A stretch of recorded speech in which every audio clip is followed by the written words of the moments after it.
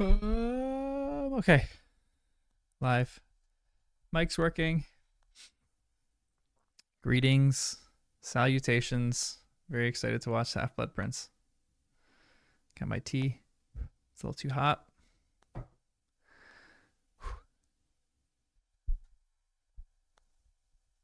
been waiting for this movie for a long time. What's up, Matthew? One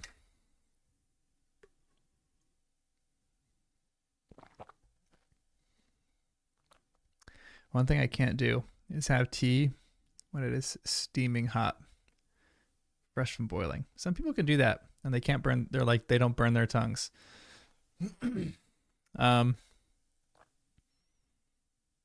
But I can't. I need it to be like chilled for a solid while after I'm done. I had the U tab open, but for sorry, Nandela. That is so funny. That makes me laugh. I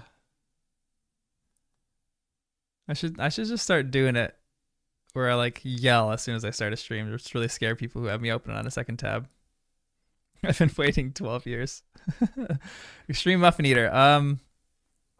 There's two things that I think are slightly too spoilerish. And they have to do a little bit with acting and some of the choices that they make in Azkaban. We're gonna talk about that. They don't go till pretty much the end of the movie, but we'll talk about those as soon as they get there. And one of them is a screenwriting decision that I think they just messed up on, and the other one is an acting decision.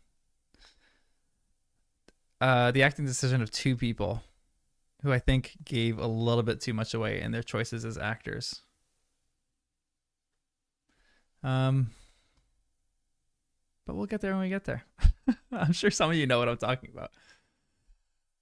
But yeah, I feel like it's not like crazy self-explanatory because there's a few. But yeah, this movie is fraught. This movie is all over the place. I'm really excited for this movie because I love this movie because I think it does certain beats better than any movie has ever done a Harry Potter beat before. Like certain scenes in this movie are some of the best scenes that I've ever seen as an adaptation from the books to the movies. But then they just miss so much. Then they like completely crap the bed on so many other ones.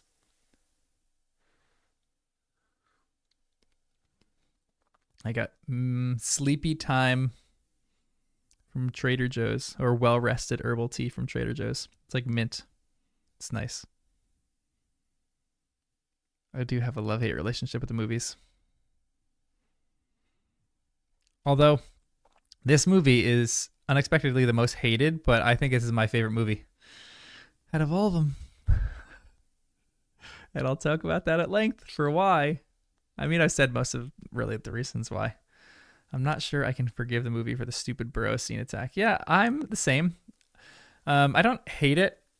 Or, whoa. Sorry. I don't love it. I do hate it. But I understand why they did it because there had to be some like more drama in the movies. But, you know, they just could have gotten away with other drama and other scenes that they should have added. So I think they kind of just screwed the bag on that. Also, I'm going to start the movie we'll start it at 8:10 my time. So like 8 minutes, we're going to start it. But I'm going to watch in live watches on Discord, obviously. So I'm in that Discord chat right now.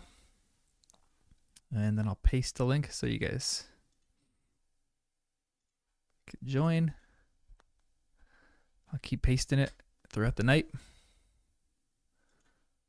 But that's where we're watching. Live watches. Got a screen share. Boom. You can watch Keanu Reeves for a half second as an ad. Yeah, this movie is very hot and cold. I truly do love this movie. I think it's some of the people's best performances. I think it's Daniel Radcliffe's best performance. Partially because I actually heard Keanu is not the worst ad. Yeah, Keanu is a stud.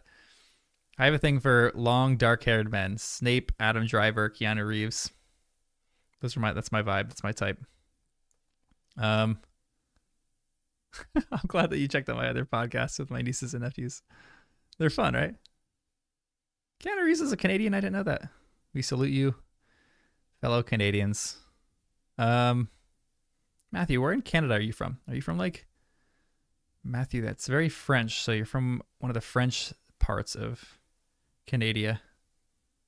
Toronto. Nice. That's cool. I've been through Toronto once.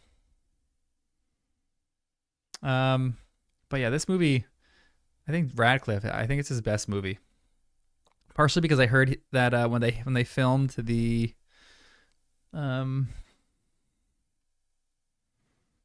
Liquid Luck scene, I heard he was actually drunk.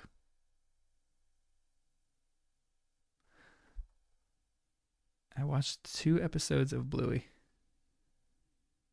The podcast yet? Huh? What was the second part of that sentence? But which 2 episodes of Bluey did you watch? That's the real question. And no, we don't live in igloos. They do deep. Oh, not deep. Far north in Canada. Don't bother about the podcast. The whole first season of the podcast, I think, is thoroughly boring for my Bluey podcast. I just did it because it was like I needed to write. I just wanted to have a long, extended period of a few months where I just write like crazy. I was writing like 5,000 to 10,000 words a day for that podcast. It was actually really fun. Come on, there's definitely some people that live in igloos in Canada. You can't just exclude the entire Canadian population. Even if it's 0.00001%, that's still a percentage.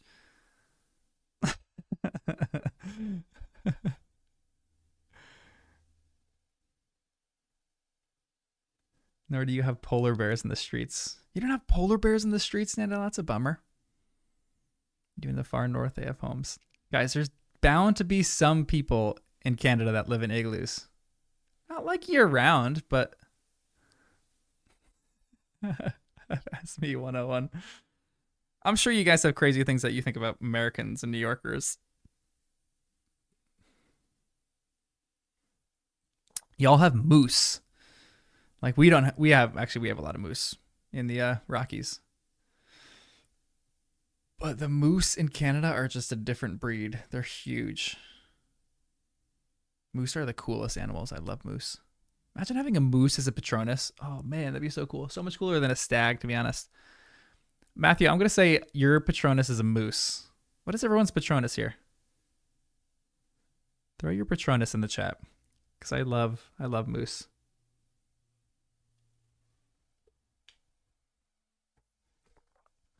Mine's a fox. Very pleased with that. I think I took the quiz like 20 times. Raven, that's cool.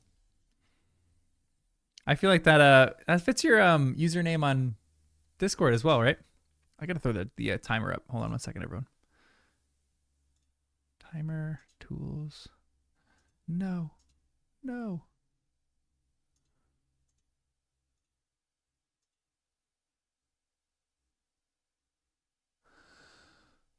Don't do this to me.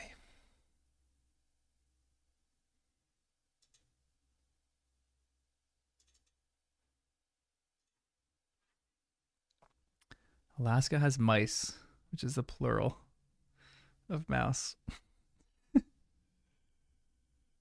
Because you're Canadian, yours is a moose. Yes, that's not an insult at all. Moose are like legitimately like some of my favorite. Guys, you don't remember your Patronuses? Everyone, I'm gonna have to troubleshoot for a half second. My OBS, my program that I use to stream, the timer is not working. Because they just did an update and I don't know where the scripts are. Settings. Not there. Help. Log files. Meese. The plural of moose is meese. You ever see that Brian Regan sketch? I was like, Brian Regan was huge when I was in high school. Scene collection. No. Docs. No. Edit. Dang it. I hate when they change stuff like this and they don't tell me where it is. Tools. It should be in tools.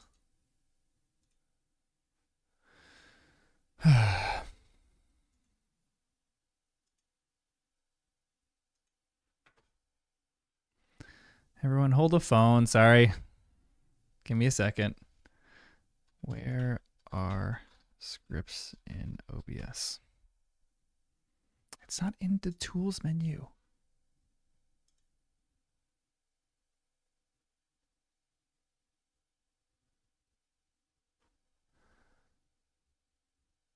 I feel like they just did an update. Tools anytime past 24 hours.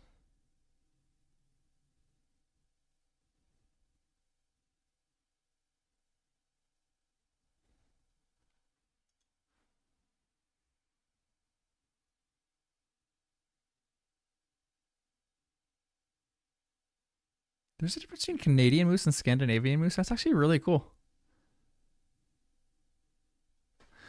Moose are like some of my favorite animal. I love moose. And this program is going to drive me crazy. It's not there.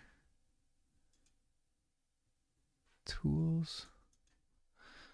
Tools only has auto config.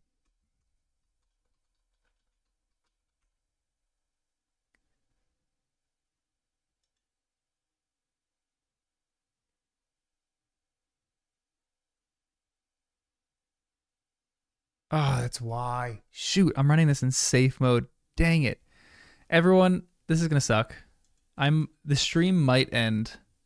If it does, I hope it doesn't. But I have to stop my OBS program and I have to restart it in not safe mode.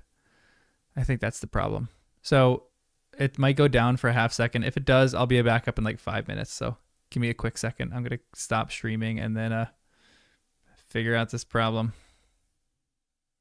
The stream always ends if I ended an OBS. Of course. All right, well, I'm going to start another video then. I'll start another one. Give me 5 minutes. You guys should all be able to find it pretty easily. Give me a second.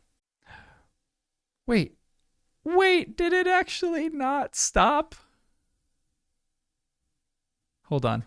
This would be an absolute revolution if this didn't stop. Come on, YouTube. You can do it. I believe in you. I think we got it. Oh my gosh, that's so exciting. Wait, it's loading. It's still loading. Scripts. Start. Yes. Is it working? Can you guys hear me?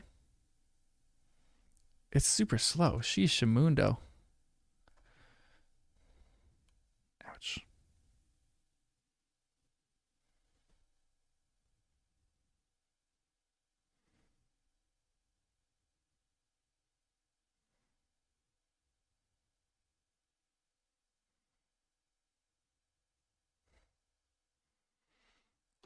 Yes, that's a huge win, everyone. That's a huge win. Let's go. Okay. The quality seems to have gone down, but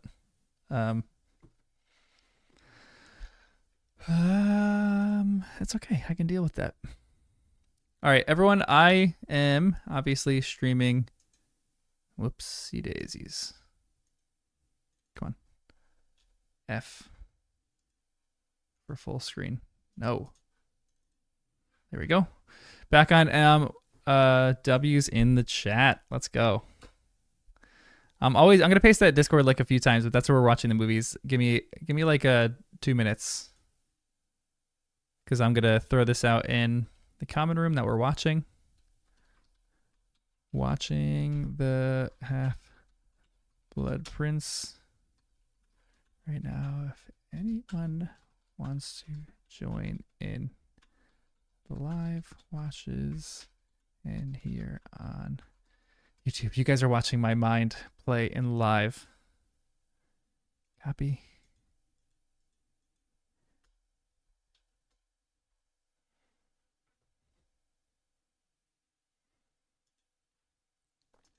All right. Q. All right, everyone. I need to give me another minute to set everything up. Then we're gonna start. I'm very excited. This movie, very controversial, but I love it with everything in me. I also hate it with everything in me. So there's that. Okay, everyone. Oh yeah. Ooh, yeah. I think we're gonna do a live watch. I want to do a live watch with them for all of the movies. I think that'd be fun. I would love to do like a live watch with Abby, on these too, but she's like a slow moviegoer or movie watcher. She needs to watch movies in like spurts and in breaks. So we'd finish like half of a movie and she'd be like, "Okay, I need a break," which is great. That's fine, but I'm here for the whole dang thing. There's very, very few parts that are better than the books, but I actually agree. And we'll talk about those parts.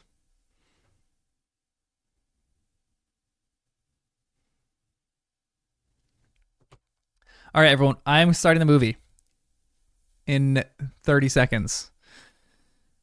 I must not tell lies, Professor. That's not in this movie. Although that is in Half-Blood Prince, or that's in Order of the Phoenix, and that was a good change. Like that change. Nandela, we're watching Half-Blood Prince. Oh yeah, Crystal. Sorry that I didn't even need to do a new stream. It just worked on the old one. So, what do you know? Look at that. All right, for anybody who's watching this late, we are starting the movie in 10, 9, 8, 7, 6, 5, 4, 3, 2, 1. Start.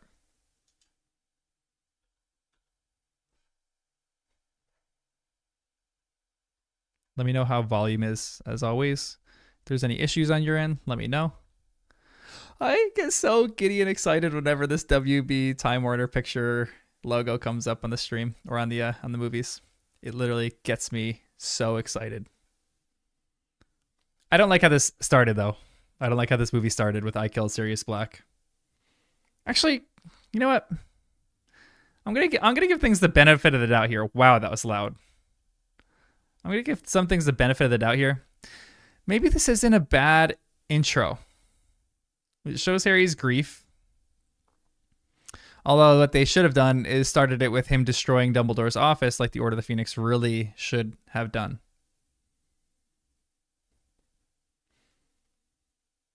This is kind of like a black and white movie. The black and white scenes in this are some of my favorite. The cave scene, I think they did actually really well. I'm going to talk about some of its shortcomings, but maybe a decent intro.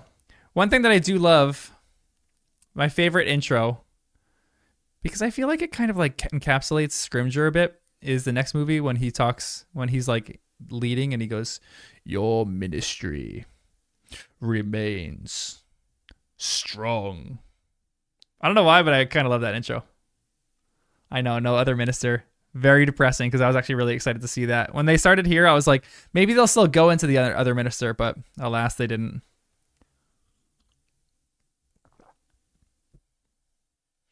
Wasn't in the budget, indeed.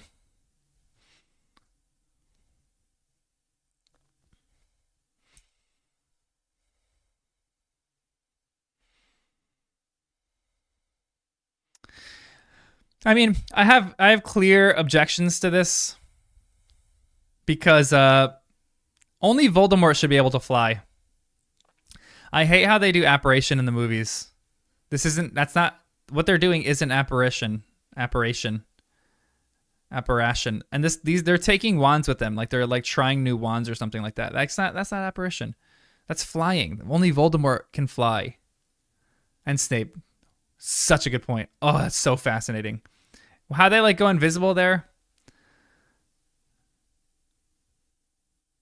It just ruins like the Seven Potters when Voldemort can fly is one of the most terrifying moments of reading in the book. And it loses its effect because they don't even really like do it too much. And yet in the movies they actually like portray him flying a little bit different from how like the Death Eaters apparate like this. But still, that's not respecting the magic. I Love this scene. I actually really love this scene. This isn't a great beat. It's not a great change, to be honest. You hate this scene. Okay, I'll tell you one thing that I love it. I hate a few things about the scene. One thing that I love is I have a crush on her. She's beautiful.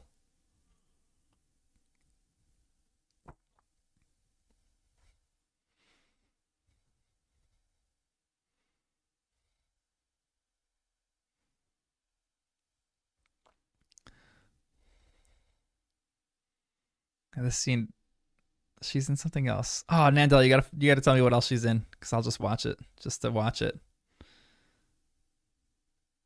That flirting right there is just next level. Oh man, imagine if someone did that to you when you were just like chilling in a diner somewhere. Whew. Dang. I love that he checks his breath there. Like, this is cute. Although the one thing that I hate is that he just doesn't look like depressed and sad. Like, that's not great right there.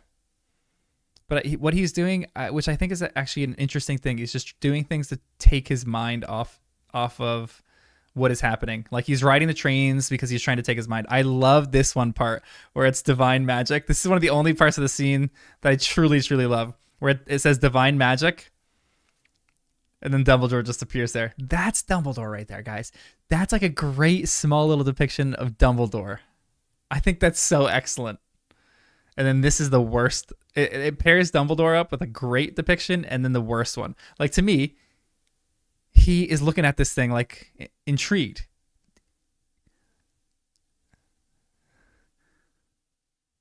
She's in this Strike series? No way. She seems too old for him. Maybe a little bit. She could be Angelina Johnson. She kind of, yeah. This is something that I hate. This is something that I really hate. This line bothers me. This is the best of Dumbledore standing next to Divine Magic Sant, and then he says, "Take my arm, Harry. Do as I say." I don't like that. That's not Dumbledore to me. And then he just has no warmth and compassion. He's too aloof, not warm and compassionate. No Dumbledore visiting the Dursleys, which is just devastating. This is the only movie that you want to see the Dursleys in for everything that means in the books. I hate this line as well.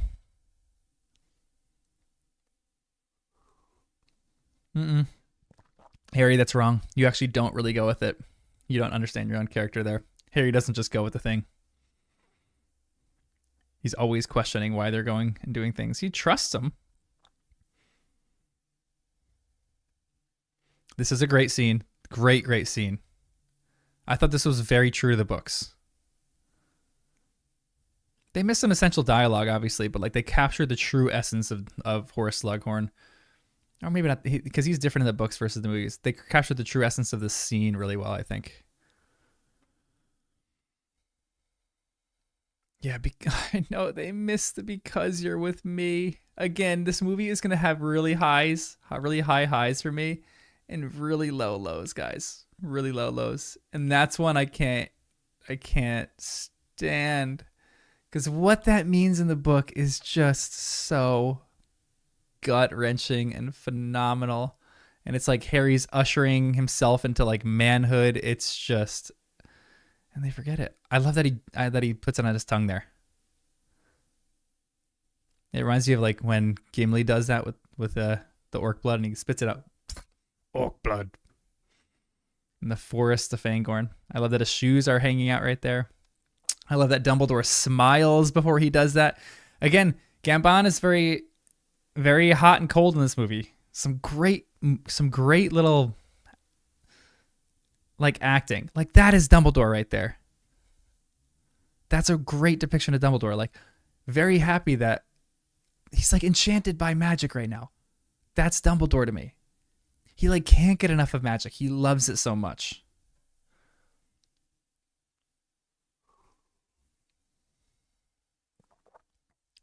I love Horace. Although I wish they gave him a walrus mustache.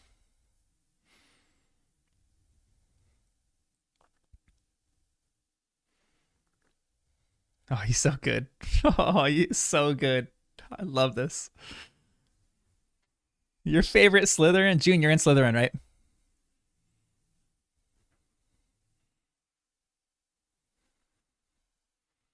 Minor thing. Does anyone else think he should have the walrus? Yeah, yeah, yeah. Yeah, agreed.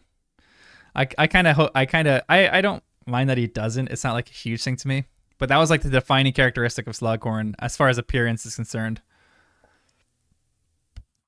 Yeah, and probably it wouldn't have worked. In the books, he's more portly. He's like a little thicker. So it would have worked with like a thicker scent man. This is good. Michael Gambon does really good here too. He goes, "Oh, that was fun." To me, that's a great depiction of Dumbledore. Just enchanted by magic. Loves it so much. Ah, yeah, that's a great line. I love that. Although they do have a conversation before he just immediately goes to the bathroom. But the acting between these two is really good.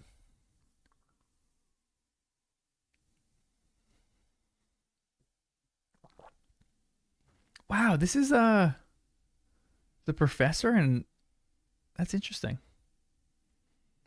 In the beginning, right? Not the professor in Prince Caspian or the tutor. Like the first one in Lion, Witch, and Wardrobe that owned the mansion. Interesting, Ryan.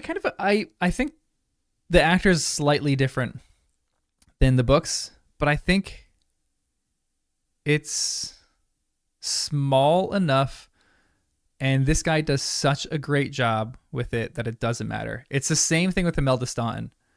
I think Imelda Staunton plays a slightly different version of Umbridge, but I think she plays the small parts really well. Ooh, we should watch Narnia. I'm down for that. Although those movies, I'm like hot and cold about those movies too. We should read Narnia. Man, we're gonna read Narnia.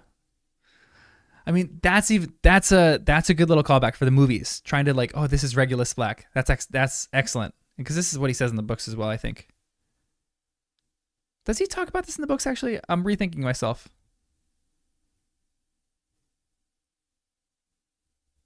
Oh yeah, because he talks about Regulus and he talks about Sirius. How no doubt you heard that he's died or something. Mm-hmm. Slughorn is a little bit dumber in the books, or dumber than the books. Yeah, in the books he's a little bit smarter, like a little bit less like. That's the best thing I could describe it. But in the movies, it works so well when he's like that.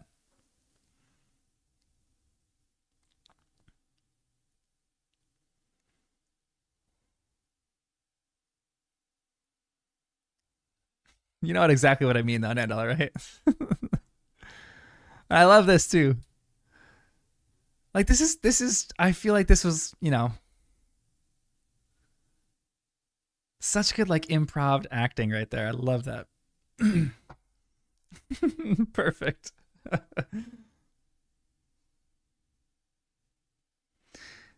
Like even this, Michael Gambon does good here. He's actually doing really well.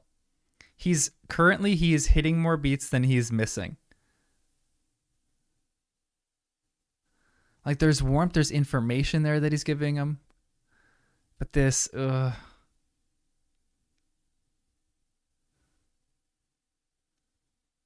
don't like this. I don't like this really that much. No, no, no, Matthew, I will never love him. This bothers me.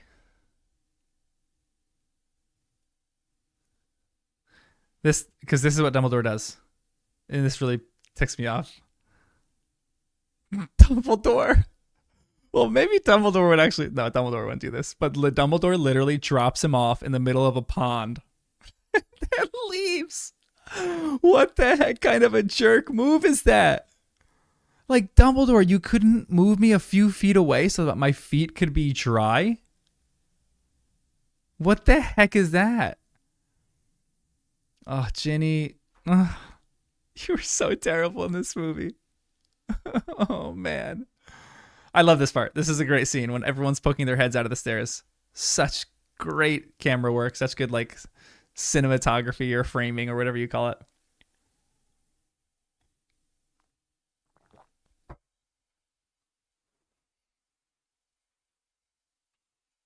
This is great. And then Hermione pops up.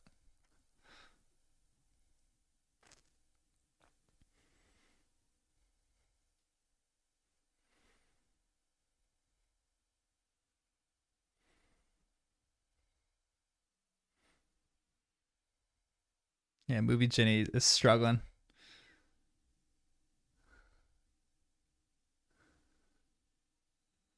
You hate this romance. Hermione, uh, is this a good Hermione movie?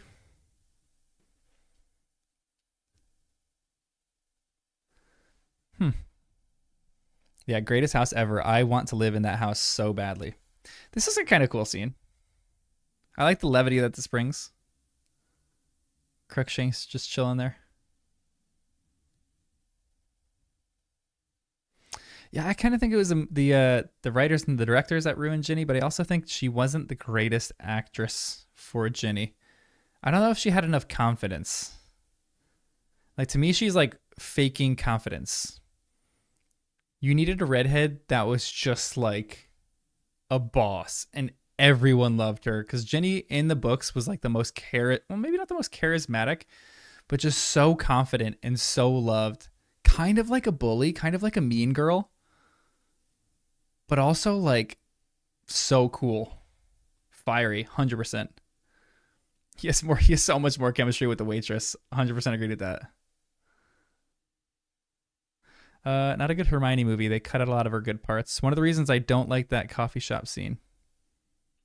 Here he is already eyeing Ginny when he was about to date some random girl. Yeah, yeah, that's very true. I like the scene. I really like the scene.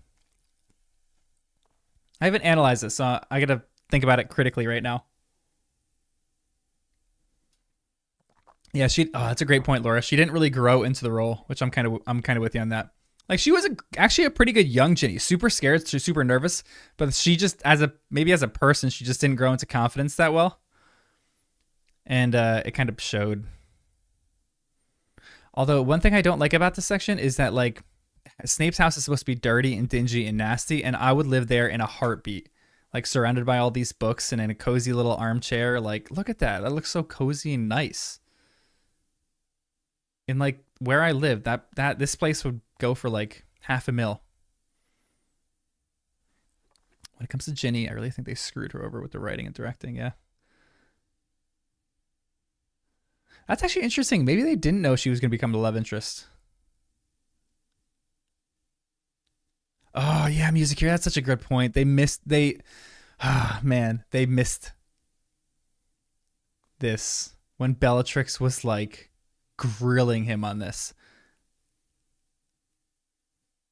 That was such a good scene in the freaking books. Oh my gosh. Yeah, Bellatrix is like too trusting in this scene. In this scene, she was like a little skittish of Snape at the moment. She's not like walking around looking at books. She's like really skeptical of Snape and just grills him with all these questions. Narcissa with that hair for sure. She's a queen.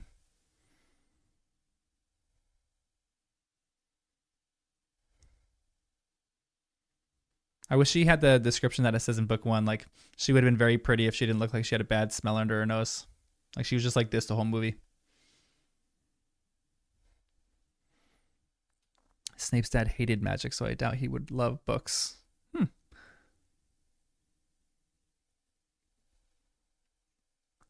She stopped acting. Interesting. Wait. Bonnie Wright actually stopped acting because she really has realized that it wasn't her thing. What does she do now? I mean, she doesn't really probably have to do anything. You'll want. I love how Alan Rickman delivers lines. The Unbreakable Vow is pretty cool.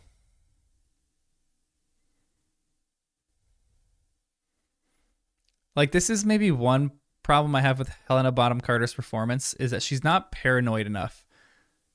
She's like very maniacal, which she nails because in the books she's really maniacal as well. But she doesn't hit like the skepticism beat and critical beat, I think. Like she's doing. Okay, I don't want to sound weird, but she's like doing this like almost sexually, which I guess kind of close to the books as well. Like she gets off on this kind of stuff. Like she's like too romantic with everyone.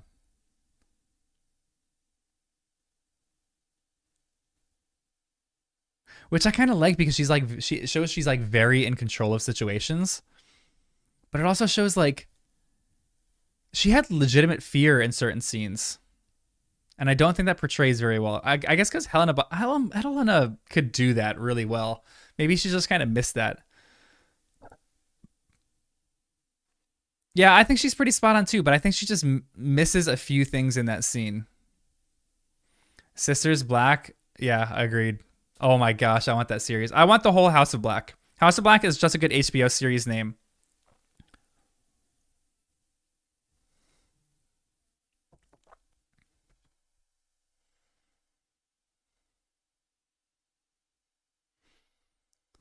It's too short. They had to cut a lot of scenes.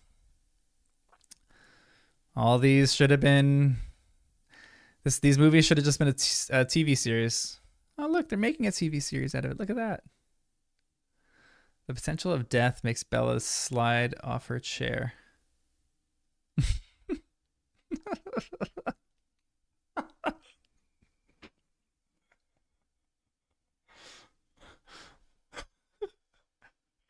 That took a second. Interesting theory. Yeah, we really need a real life Weasley wizard wheezes. Great lavender little scene in that. Like initially showing interest. That's like a she's good. Lavender is great. She's weird in this movie, but she does a great job.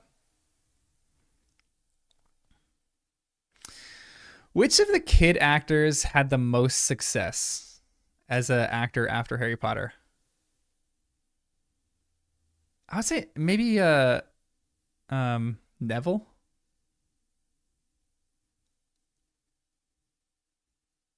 out of the kids.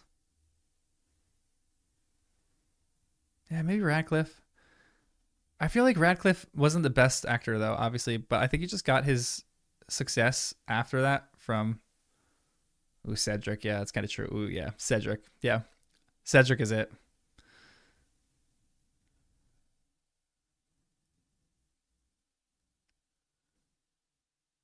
He was just the Batman. Yeah. Dudley's, that's right. Dudley's actor is in a lot of stuff, at least in the BBC stuff. My parents watch him all the time. They're so into BBC series, and they're into so many things that he's into. Yeah, died in Goblet. His career blew up.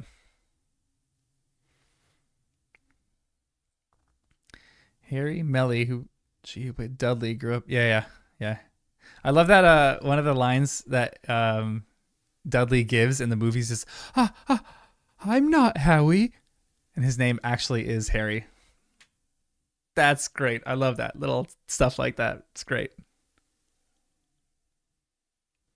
Mm. Was he an accomplished actor before Harry Potter, Robert Pattinson? I thought Harry Potter was essentially his start into going into like the Eclipse series.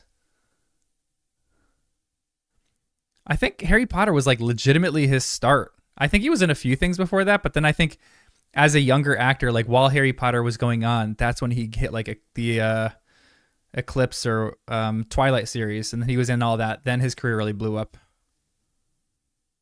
Unless like I didn't see a lot of British stuff. Maybe he was in a lot of British stuff.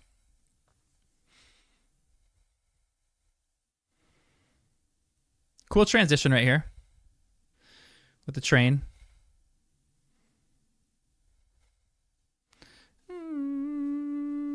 Yeah, this Nocturne Alley scene is lacking. Not a big fan. Love this train scene. That's such a cool landscape. I remember they had that in the trailers, and I was like, dang. The colors in this movie this is the best color graded movie. And I don't even think it's close. Like as far as like color grading as an art, whoever color graded this film knew what they were doing.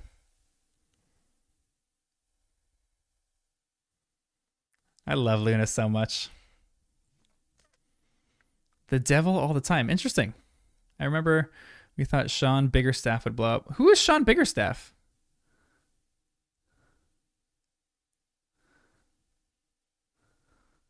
Yeah, the gray tone in this is so good. The wide shots in Deathly Hallows were really exceptional. I'll talk about that. Ooh, yeah, Oliver Wood. I feel like he could have gone really far. I feel like I haven't seen him in anything.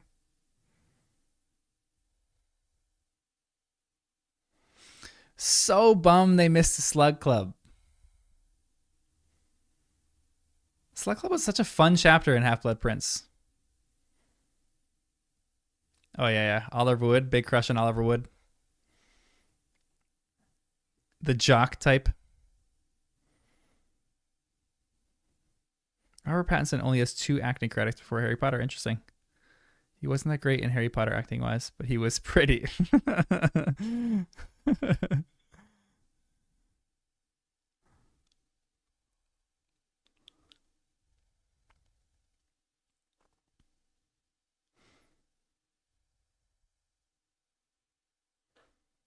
that was This is a little bit of a bummer that I had with the movies with Floor and Goblet of Fire, is that I don't think she was pretty enough. And on top of that, I don't think she was fierce enough. Like, to me, in the books, Floor is drop dead gorgeous, but also she will kill you if you get in her way. And I don't think they did that in the books. She lacks a little bit of the confidence too. Who is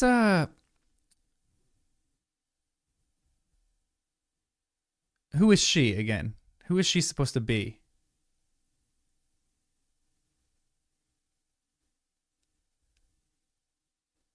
Because I had a little bit of a crush on her. She wasn't in a ton of lines, or she didn't have a ton of lines. Yeah, is that Pansy? Maybe. This occupies my mind all the time. How the invisibility cloak would work up there. So, like, what is Harry doing right now? Is he completely wrapped like a bag in the invisibility cloak? Because if you like, here's a question: if you're standing on a glass ceiling, if I look up and you're wearing the invisibility cloak, would I see you, or would I see your feet, or would I not? So I don't know why I think about this scene all the time. That Harry's like in the compartment, the overhead bins, and I feel like he'd be easy to see. I don't know why that occupies my mind space all the time. He's in the fetal position. Draco is looking great in this movie. Draco looks kind of great in every movie. I actually really like Draco in this movie too, because he looks so sickly in some of his scenes, which I think is so fantastic of a rendition. Like, he actually physically looks sick. He's wrapped up like a tamale. He is a hot tamale. Draco, Tom Felton is a hot tamale. The invisibility sleeping bag. Yeah, stress is a hell of a drug. That's so true. Like, they depict his stress really good. Phenomenal Tom Felton movie. Tom Felton is a great actor. I think he did Draco almost perfectly. He's not like an exceptional actor, but I think he just did him really well. Like a tamale in the clock. Yeah, Tom Felton is great in every movie. Agreed.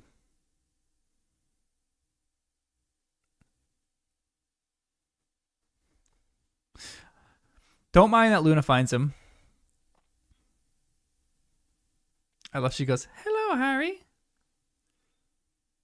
It's a weird scene, but I kind of don't mind it. I also love Luna's wand.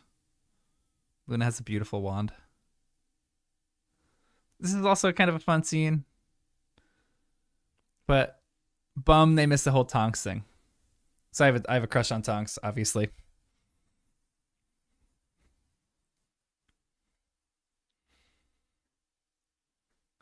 Tom Felton is the biggest HP nerd. I gotta try to get Tom Felton on the podcast.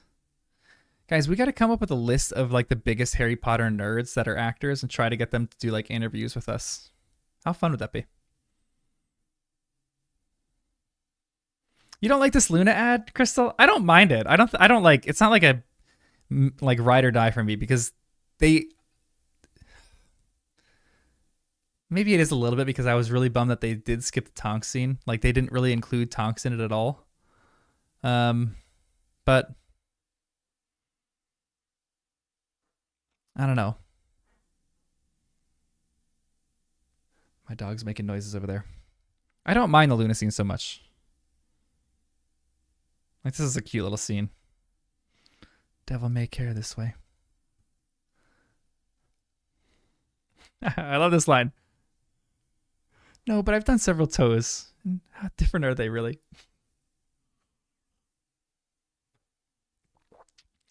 Yeah. I think it just gives like weird credence to Luna in ways that I don't know if she actually has in the books. Like the stuff that she actually thinks and believes actually works. Hate this scene. Oh my gosh. Blood again. Why is it that he's always covered in blood?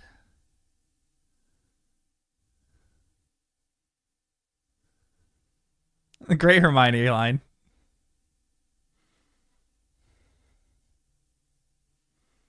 Blood.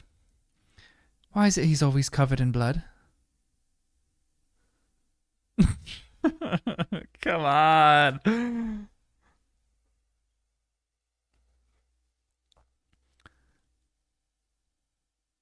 Tom Felton on the podcast would be great. Got to get him on. That'd be so fun.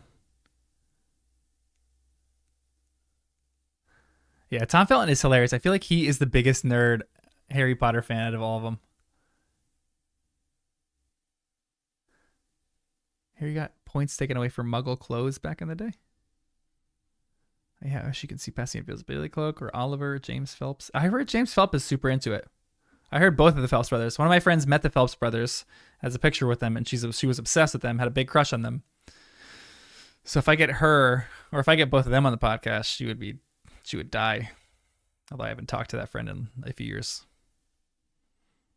Let him eat Hermione. I think you have a good chance getting. I've heard Evanna Lynch too is super Harry Potter nerd, and I heard her and Tom Felton are the two biggest, and they love talking to people about that. And I've heard the twins are super big nerds too, and they love talking to people. She can't see past the cloak in that scene. She just sees bugs around his head. Yeah, that's actually a good point.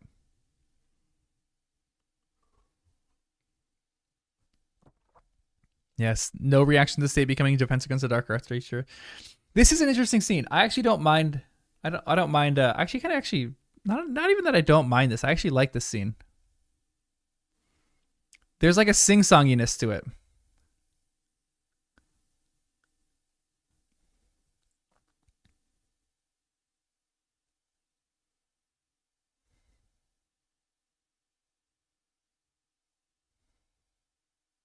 Like there, right there. This is a great scene when the guards are walking past the door. That's like a cool scene.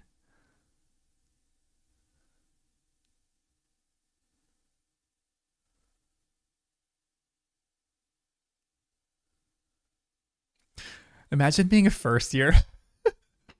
You just got sorted and you hear this speech. Holy smokes. The Tom Felton acting in that scene is so good. He's just looking. He doesn't care about this at all. Tom Felton knows what the heck he's doing. Oh, so good. Like he's like woken up there because he's got his mind on other things. So good. Their romance is so effing awkward in the movies. It's just one awkward scene after another. And agreed, there was like no awkwardness in the books. And I think the reason that there was no awkwardness in the books is because Ginny was in control. Ginny was wearing the pants in that relationship. She was just like in control of all things. So flirtatious, so lovely, so in command. And like Bonnie Wright just doesn't quite have that. Yeah, this is a great scene too. McGonagall. I love, again, Ron's facial expressions are my favorite part of these movies. And him just looking like what she says about Ron here is great.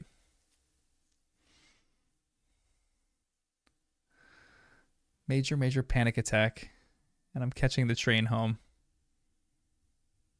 Is that actually Oh, gotcha. I thought you were actually having a panic attack right now, Ryan.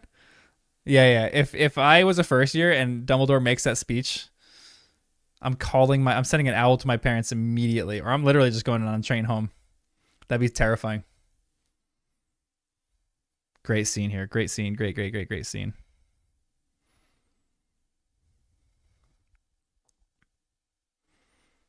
Ron Weasley's the.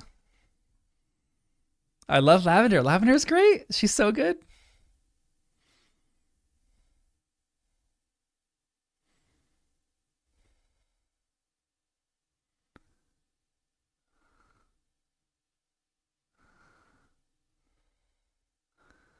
This is cool. Like the beats in this movie are great because Dumbledore just has a super serious sketch speech, and then it goes to this scene, which is like just so fun. Like this, when they're just fighting after the book, is so good, so relatable. Okay, everyone. Oh, Horace reminds me of your grandpa. That's so lovely. And I love that he hits his book after that. And I love that Ron wins that because Ron would win that. He's a little stronger than Harry. This is a great scene.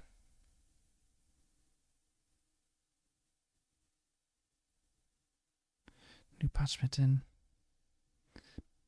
toothpaste.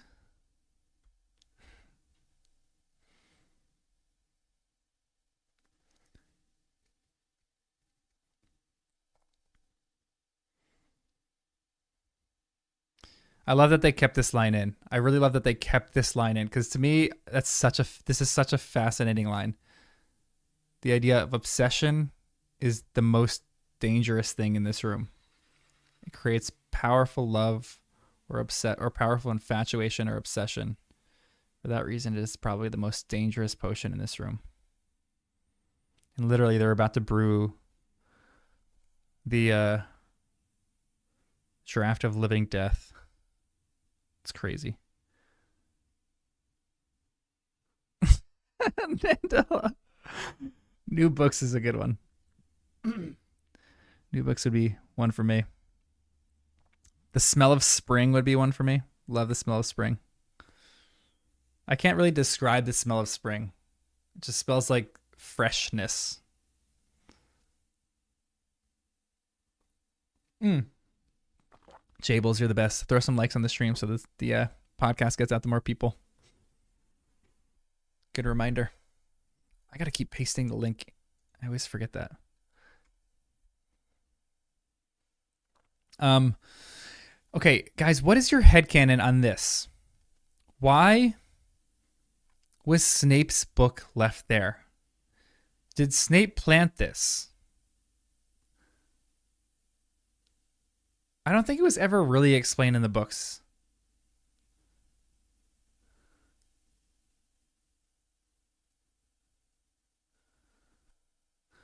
I think on accident.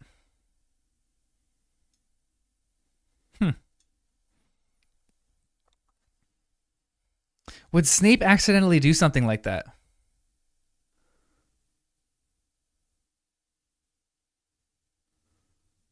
I feel like there's got to be some fanfic on this, or fan theories at least. Who's using it as a reference in his teaching and left it in the room on accident. There's maybe that's kind of true because Snape would commit this all to memory. He doesn't really need his potions book anymore because he just knows all this stuff probably. But maybe as a reference book. But like, if you're like a research professor, that's probably like your most prized possession. I love that Hermione's hair just billows and gets like crazy at this point. Even she can't brew this potion.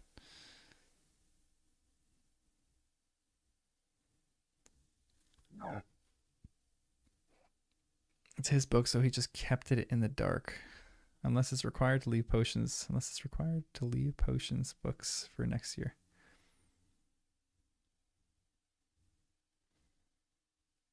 And a thin sliver of John's face in between. That's all right, Nandela. That looks perfect. I feel like the YouTube chat is more important than seeing my face. And June, I'm kind of with you. Why would he? I don't know. He would accidentally leave it there. Like that. It seems like a very important thing.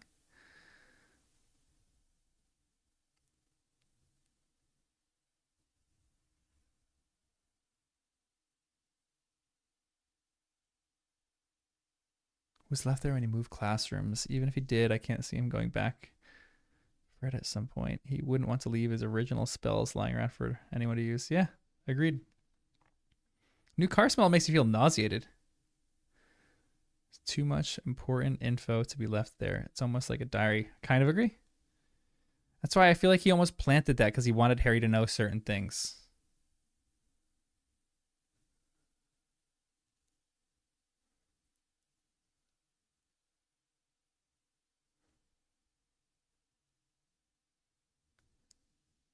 They never go get that book back. That always kind of hurts my feelings a little bit. That it perishes when the fire consumes the room, which is so tragic too. So tragic.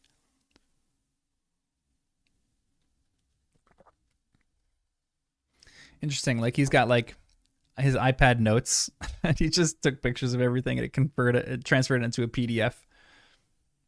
There's got to be some like spell that you can convert documents into PDFs. Yeah, he didn't know Harry would take the book. That's true.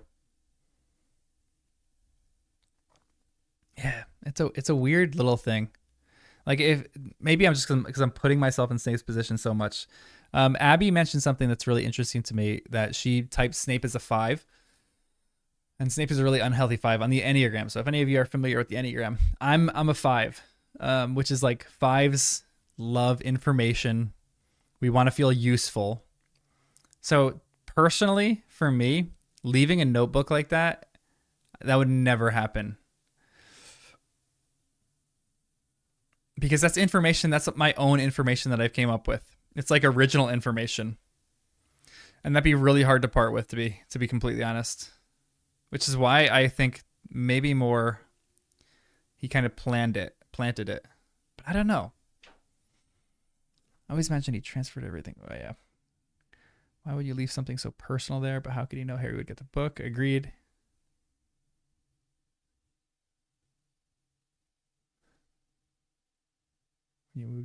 Yeah, when you that's true. When you move, you miss some things sometimes, but for 5s, you don't,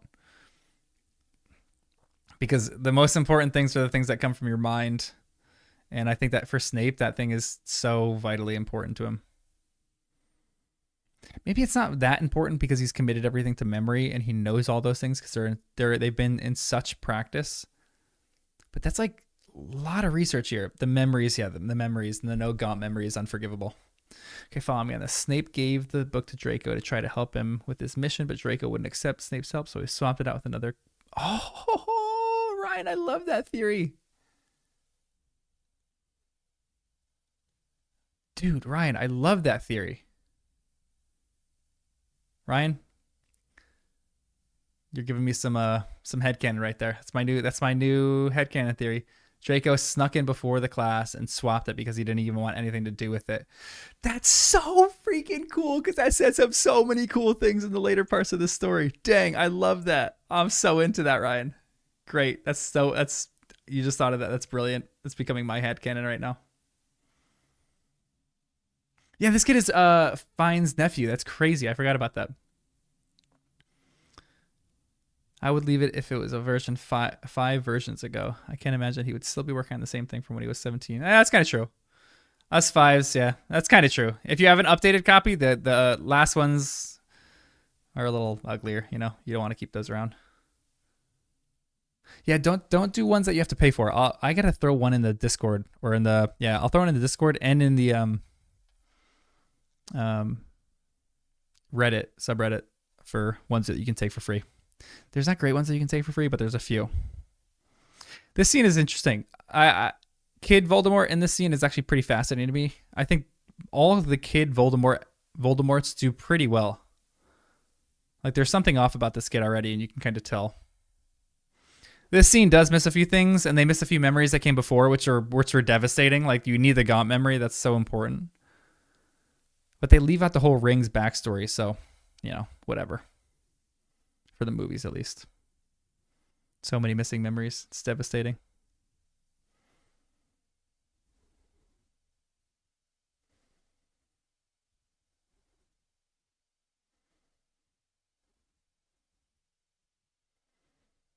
Wait, June, was that kid?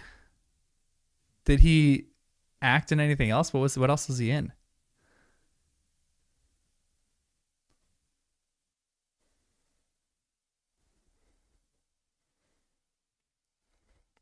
I feel like maybe he's just like a creepy kid, and they told him act creepily in this scene, and then you can almost tell that he's not a good actor, but he did do decently in that scene.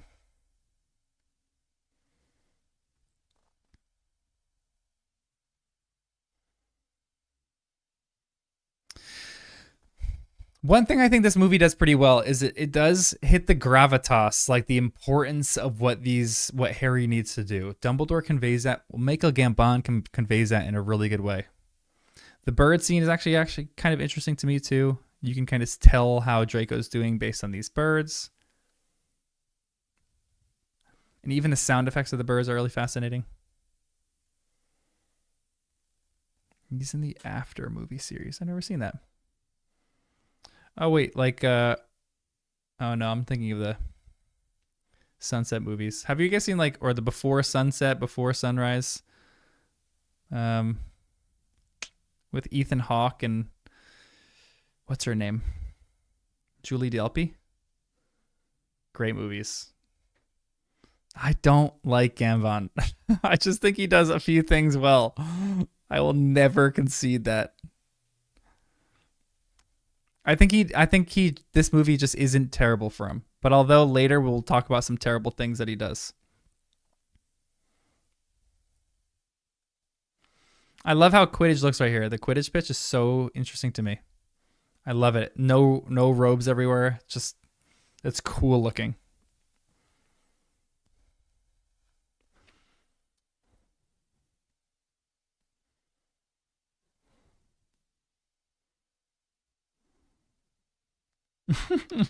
That was decent for Jenny. I feel like she'd do that.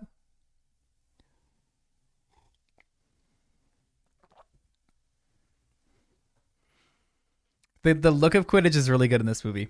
The pads, like the shirts, the uniforms, the undershirts, the helmets. It's I love the look of Quidditch in this scene.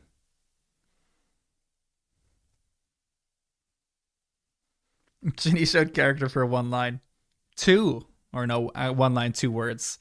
Shut it.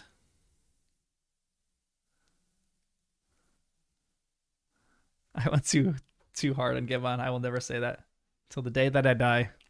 And if I do, I'll just be stubborn and completely always say that I hate him. Yeah, why is she standing behind Harry? That I did think of that too. That's a little weird. She specifically said in the books that she doesn't want Harry to give him, or she wants Harry to give her a chance like everyone else, that she doesn't automatically have a spot in the team. So being behind is a little weird. Emma Watson's interesting in the scene. Cormac is great. Cormac's a great actor in this. Cormac is so good. That dude is confident. That dude plays a convincing Cormac. Like almost too convincing. Like in the books, he's a little bit angrier and maybe a little less confident. Like he's a confident dude, but this Cormac is so freaking confident. It's actually kind of funny how confident this guy is. Hey, Katie, glad you're here. A little late. You didn't miss it.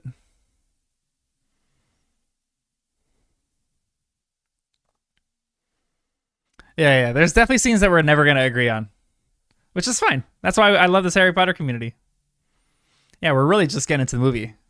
Well, we're only 45 minutes in. We're just getting to the good stuff. I love Luna's jacket there. It's like fluffy and all over the place. She like found it in a thrift store.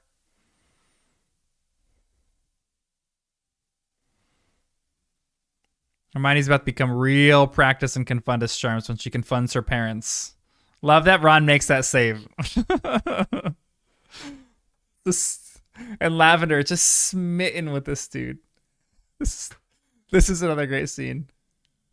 Ron's just like dopey confidence.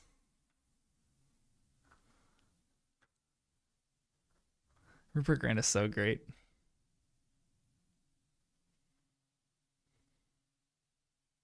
Look at Neville in this scene. He's just looking at Lavender like she's wild.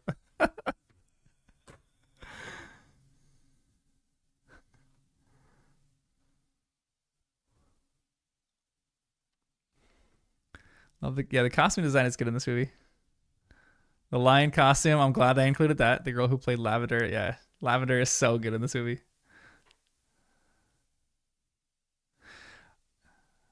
Yeah, the binding is fragile. It's a great line.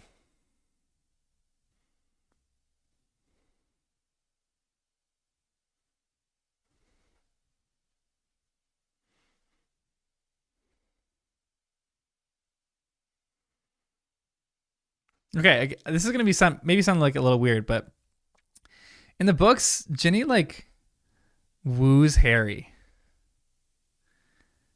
Harry is like transfixed by Ginny, as every boy in the school is, and she just doesn't do that. This is a great scene. Well, when they come back, this is a great scene. This scene terrified me the first time I watched it. I'm actually excited to get to that scene because that scene was terrifying to me. Yeah, Lavender is so good in this movie. She nails like the obsessive, crazy love.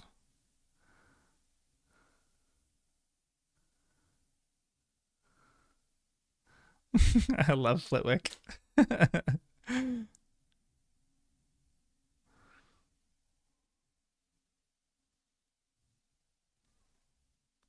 Yeah, she doesn't exude confidence. I think when I was 9, this came out in the theaters. Wow, Matthew, how old are you? You're younger. Because this came out when I was 16 or 17, maybe. 24. Yeah. Emergency quiet practice. Again, this is a great Slughorn scene because he's just like schmoozing people at the bar. It's so funny. He's so good. They should be in Madame Malkin's. They wouldn't be in the Three Broomsticks. Come on.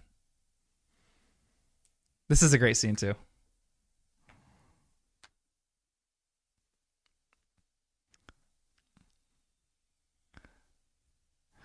This is so funny.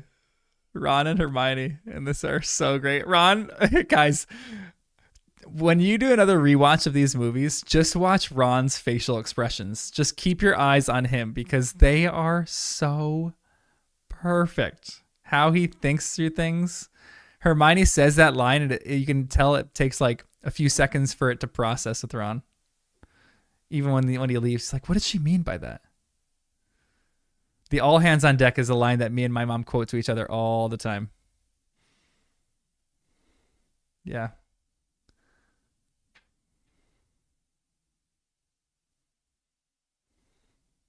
Good to see you, Wallenby. Ooh, Jable, sorry you had a girlfriend like Lavender. That's a little rough.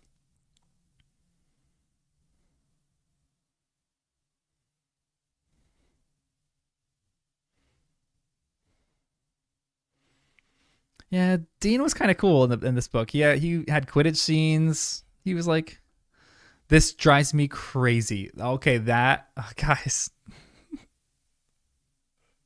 My dad always makes fun of this scene because he's like, how the heck would you drink a butterbeer, have a whipped cream mustache, and not know that you have that on your lip? And is butterbeer alcoholic? This scene proves that it's alcoholic. Like, what is Emma Watson doing here? This scene terrified me. This is so good.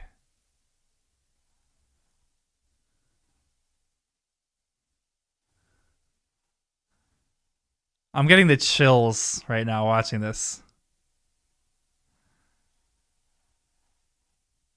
Okay, I don't know who she is as an actress, but that was great. Just the facial expression and her twitching right there.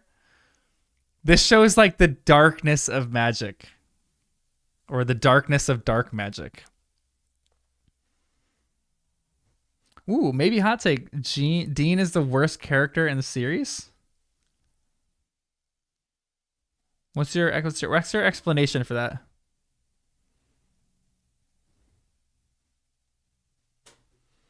Dean was really intriguing in the last book. He was on the run.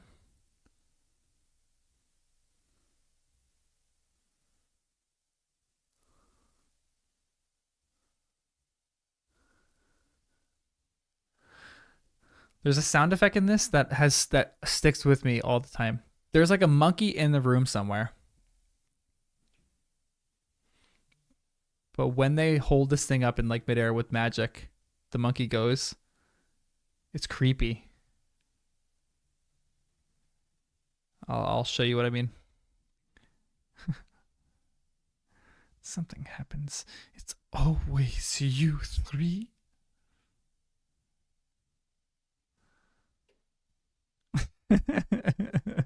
Ron is so great. Okay, this scene right here. And the monkey, you hear the monkey. Like, even the baboons in the background know this thing is dark, and they're like, while going crazy. But when I first saw the scene, when I watch it, I'm like, it almost is like when he's raising it, there's like evil monkeys in this necklace, you know? It's a creepy little sound effect, and it stuck with me for the entire time that I watch. Like, every time when I watch this, I'm stuck with that scene. That scene is stuck in my head. Wow, I can't speak. Yeah. That scene where, I hate when her friend goes, "I told her not to touch it." That's terrible acting. It's so bad. That is legitimately awful. But the scene where she's in the midair is so creepy. Pottermore. Dean has a backstory. Nandel, you got to link that. Throw that in the Discord because I actually really would love to read that.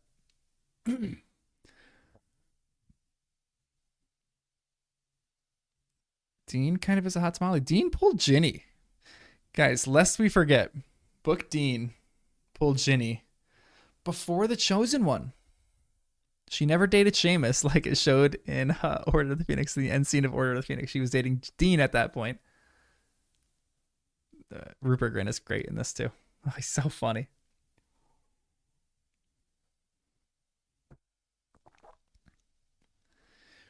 You just know.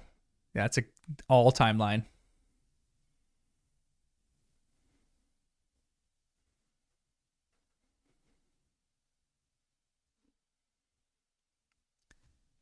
I read it years ago. If you can find it, yeah, throw that in the Discord.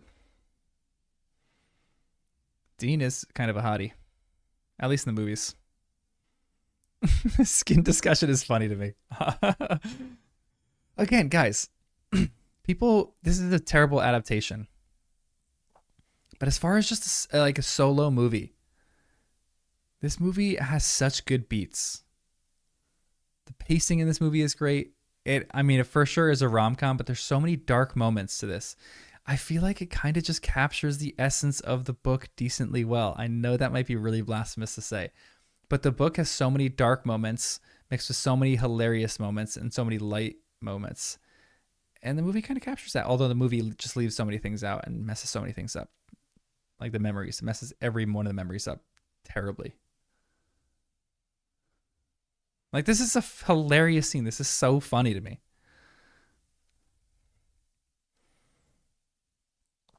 Dean, actor, grew up into a hot tamale. Is Dean in anything else? Yeah, agreed music here. When Harry just says, "I just know," that's lazy. I don't know if Harry would actually disclose that information to other people, but he has reasons for why he thinks these things. This is a cute scene. My parents are dentists. And the creepy twins look at him. Look at her. How not to get away with murder? No way.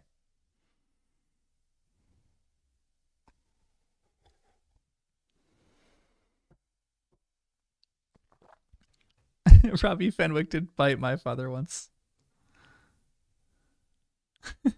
Like, this is a cute scene.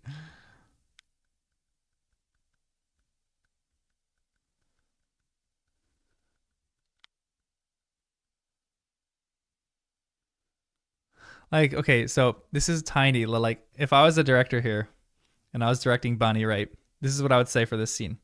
Ginny, Bonnie, you have all the confidence in the world, but you just got in a fight. So you are crying, but when you walk into this room, you still walk in confidently. People see your red face, but you don't care because Ginny is a character that doesn't really care. I love Slughorn's looking at Hermione and Harry here. Or there's a scene, and then Cormac like licking his little fingers is so good. It's so good. But if I'm the director, I'm going, Bonnie, you walk into this room and you have all the confidence in the world. You don't care that other people are watching you cry, because essentially that's what Ginny does in the books. She doesn't really care that people are watching her cry because she literally goes to this meeting. So I don't know. Bonnie, we're gonna have some Bonnie conversations in this. I didn't watch How to Get Away with Murder. He was hot in that show. I love that half of our conversations are about just the hotness of the characters, the hot tamales of these late night convos. They're so great, very paced well. A short movie from the perspective of Lee Jordan would be fascinating. How he made Potter Watch. Carmax. I'm going to call him Carmax from now on. That's a great name. Yeah, Katie, I'm with you. Carmax is fantastic. I'm just going to keep calling him Carmax. He is such a tool. He'd be the worst in real life. I would rip his head off.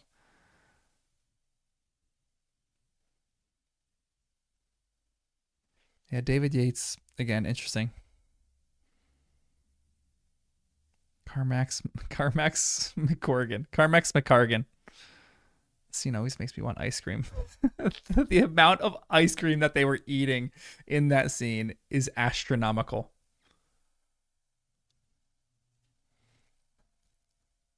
This is a great Slughorn scene. Great Slughorn scene. I love this.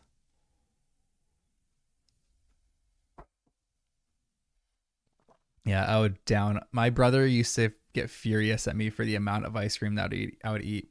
Our freezer was always packed with like gallons of ice cream. And my brother would literally get angry at me whenever I was scooping ice cream, because I would have like the same amount that they were having right there. I downed ice cream like it was my job. You like how Harry stands up like a gentleman. Agreed. I'm kind of into that. That was when so great about Ginny in the book. She just did not care. Agreed. That's like, so Ginny was somewhat similar to Luna. To me, Ginny and Luna were really fascinating characters because they were two people who did not care what others thought about them. Luna was like that because she was weird and because she didn't care. Ginny was like that because she was cool, but she still didn't care. Both of those were cool characters. But both of them had the idea that they didn't care what other people, they were unapologetically themselves. Well, the unapologetically themselves is more of a Luna thing because she's like weird, so she's like not afraid to be weird. But the Ginny thing, Lavender is so freaking great. Oh my gosh. I know you'll be brilliant. I know you'll be brilliant. Yeah, I feel like we've all met Carmax before.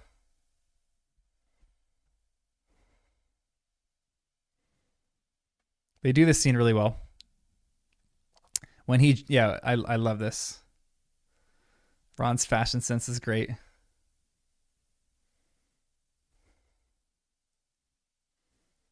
Yeah, so music here, I'm with you. I think they excluded too many memories. I think there's 3 points in the book, and I think this movie hit 2 of them.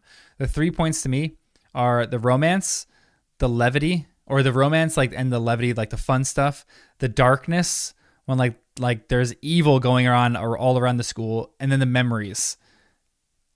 And they screwed the pooch on that third part. They screwed everything with the memories. I think they actually got the darkness and like the seriousness really well. I think they got the romance exceptionally well. This movie is like literally a rom-com.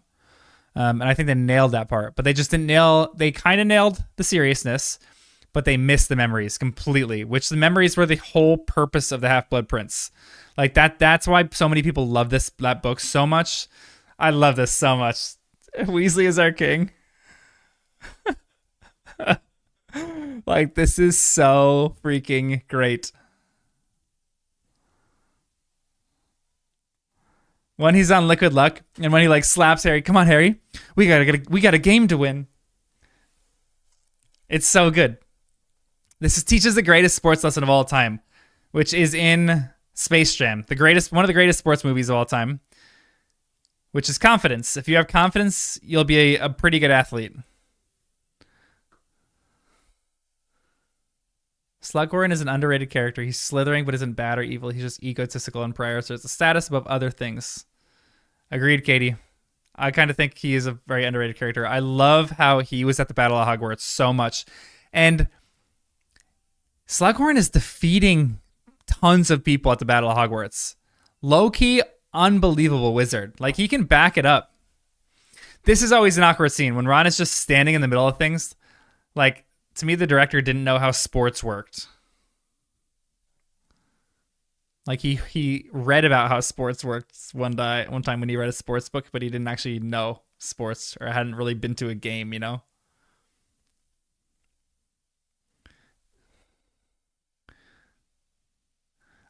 Jables, we're definitely going to talk for days about Harry Potter. Whenever we do more like hot tamale podcasts, we are going to talk for hours about some of this stuff. That's why I can't wait to do more of those. Those have been so fun.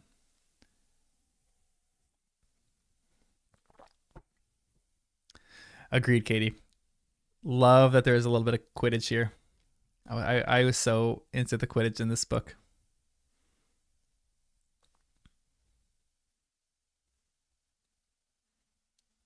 Yeah. This is a great representations of the book here. Like, again, as far as an adaptation is concerned, this scene and Emma Watson specifically nails this scene. Like, absolutely nails it. Part of the reason that they nailed it is they literally followed the blueprint of the book, which more scenes just should have done.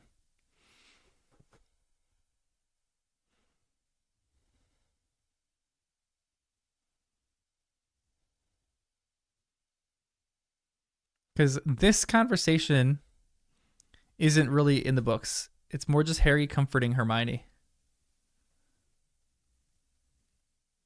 And like her intuition here is just really well done. Yes, Jables, join us.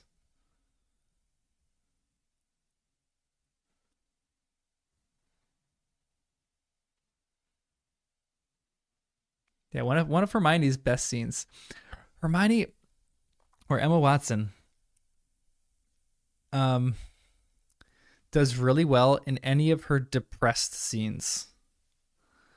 One of I think her best performances are when Ron leaves in the Deathly Hallows. That bit of CGI work was terrible where Ron dodges the birds. Like, you could tell they just edited in the birds afterward, and Ron was just told, like, look like you're dodging these birds. Like, that always bothers me. But Emma Watson does the best in her depressed scenes. This is one of her best scenes. And another one of her best scenes is when Ron leaves in Deathly Hallows. The entire time that Ron leaves, I feel like she captures the essence of Hermione and her despair and sadness. That's her best acting ever, like, of all time. And I know a lot of people hate this scene, but I don't mind the dancing scene so much because it kind of shows, like, again, more of the despair of Hermione, that she doesn't even want to dance, but she ends up doing it. And then when the dance finishes, she's like in more despair than she was before. Hermione murders those birds. And yeah, it shows Harry being a good friend. Agreed. Music here, agreed. But I do love that Slughorn was very much like, let it be known that Slytherin helped on this day too. Like, he was trying to help his house out. I don't like that Hermione's being really loud in this scene and everyone's literally listening. She's like the librarian right here, and you know. You actually like the dancing scene too? The fight with Harry and Ron hits too hard. It is a good bit of acting now. Yeah, I am the chosen one. This scene is great. Both book and movies have so much of Ron and Hermione being good friends to Harry, but not as much the other way around. That's actually kind of fascinating. That's a good point. Harry's intrigue here. Again, this is Radcliffe's great acting. Radcliffe's acting is the best when he's love drunk. Or just like drunk when he's doing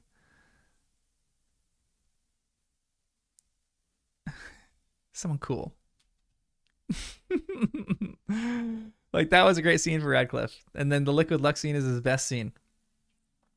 Again, I think I've heard rumors that he actually was drunk during his liquid luck scene.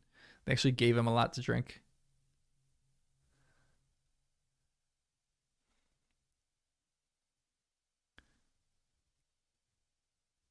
Luna was aware that people think she is weird, but she didn't like it at first, but didn't change because it wasn't her problem. Yeah, I love that. Love that depiction of Luna. Hermione, why talking so loud in the library? Agreed. If I'm in the library, I'm like, Hermione, come on. You've been in the library thousands of times. You know not to talk. Like, and again, I don't think Hermione. Well, maybe Hermione sometimes lets her emotions get the better of her, but um,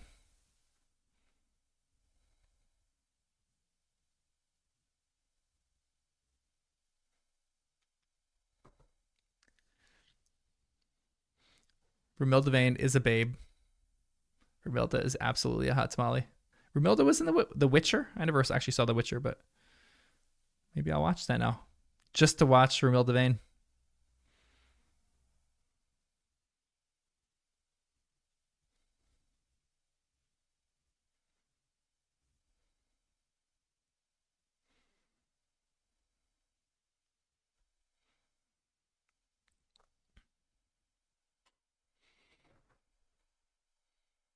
This is a good scene too.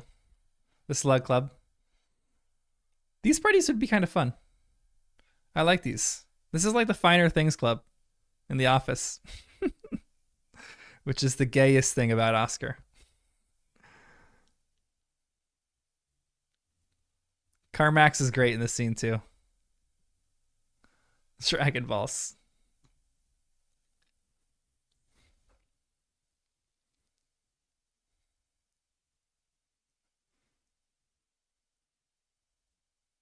Major crush on Emma Watson growing up and watching this movie as well. Like this scene, she looked great. It's like a simplicity she has.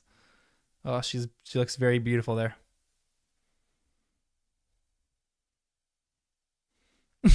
This is good for Hermione. She literally rips the thing away and it's like throws shoving them in her mouth. I love that.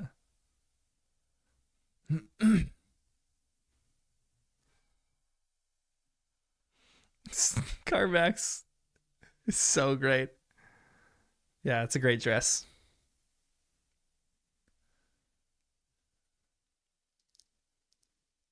Yeah, agreed. Music here, that part annoys me. Um, they do miss a lot of the Draco dynamic in this one. I think Tom Felton does well, but some of the scenes are just too leading. Like you would know exactly what he's doing. And if you're like anything of a critic of movies, you know immediately what he's doing. You saw this cabinet in Bergen and Burks, and you see him mending this cabinet in the Room of Requirement. You're like, okay, you kind of clearly know what he's doing and how he's going to get people in. And in the books, it was such a mystery. But to a point, that has to play out different in movies versus books. Like in books, they're not gonna have I wish they did, or in the movies, I wish they did have this, but they're not gonna have a crazy long dialogue scene that they did in the books at the top of the astronomy tower or lightning struck tower.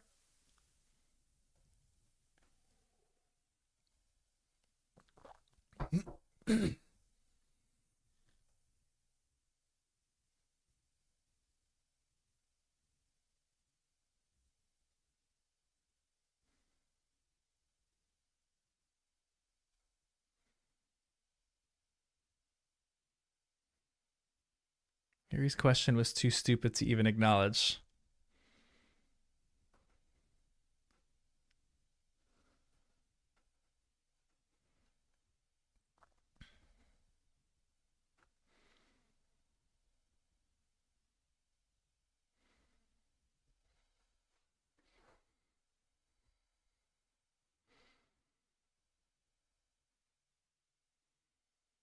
Malfoy called Filch a filthy squib.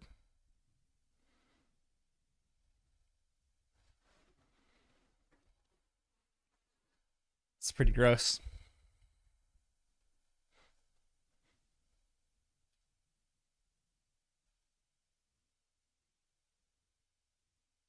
I like the scene too. Again, like this is like some of the seriousness of how the movie changes tones really well. You can't break an unbreakable vow.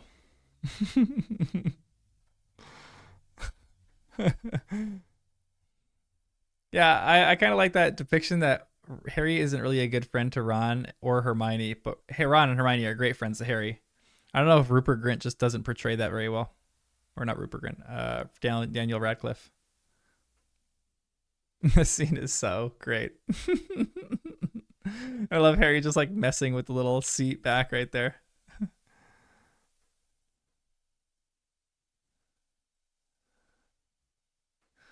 Finally, Ron explaining something wizarding. I know. Finally.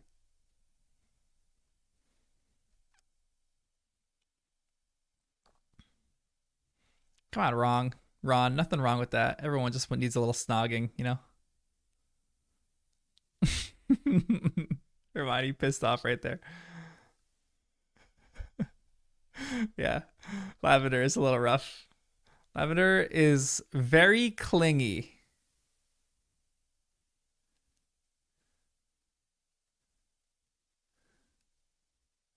A little too clingy.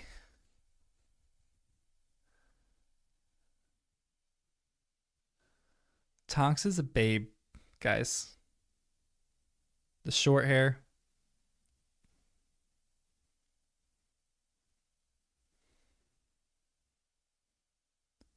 And she's a great actress.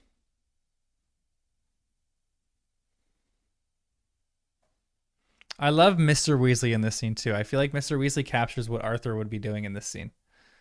Well, I don't know what his actual real life name is.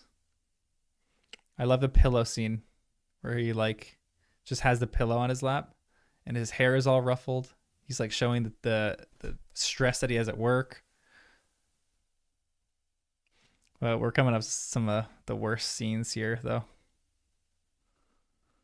Yeah, stage 5 clinger. Yeah, they did do a terrible job with Tonks and Lupin in this movie. Open up, you guys. I can't do this. This is so terrible. This is such bad writing. This is such terrible writing. It's good. Although the Ron scene of this is great. Pie.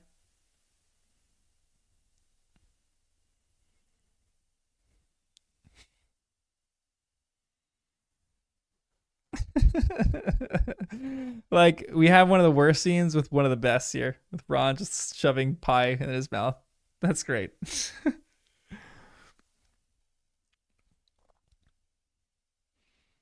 I love who plays Arthur here. What's his name?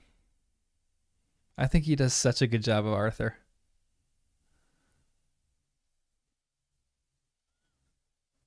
Ron is so dense. Ron is purposefully dense in this. He's protecting his sister. He's got to be like dense, you know, in quotes. Non-book reads gets yeah. Non-book readers get so confused. It's so random that they're all of a sudden like feeding each other. Don't you trust me? The worst writing in the series happened in this moment.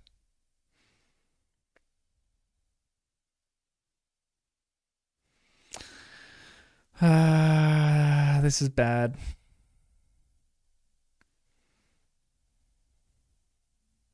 They're just explaining the whole plot of it. No one knows about the vanishing cabinets at all.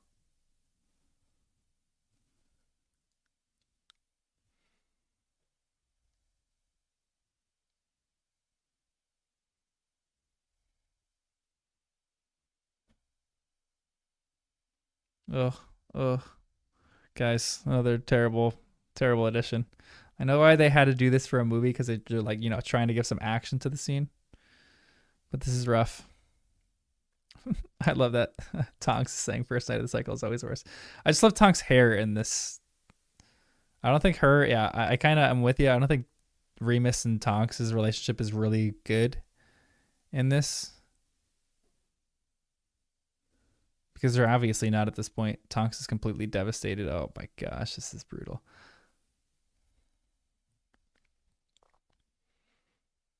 Shoelace.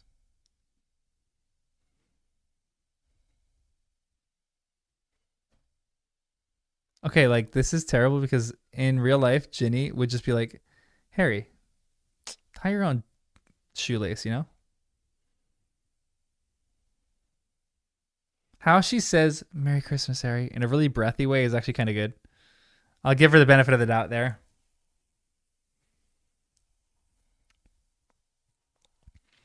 All magical protection is out the door.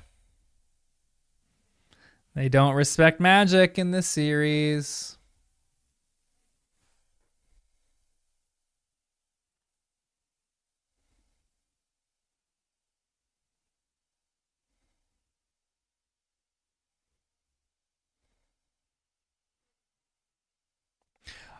Okay, Crystal.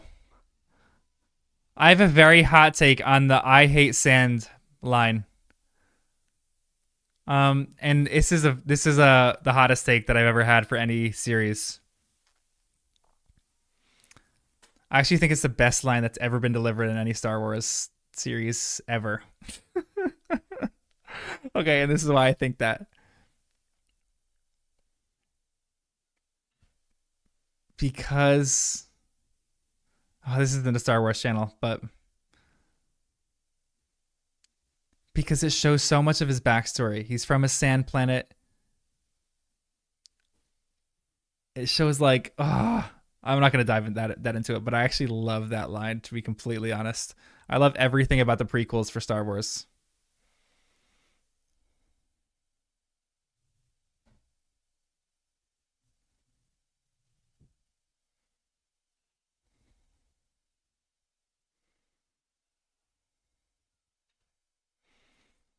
I'm catching up on chats.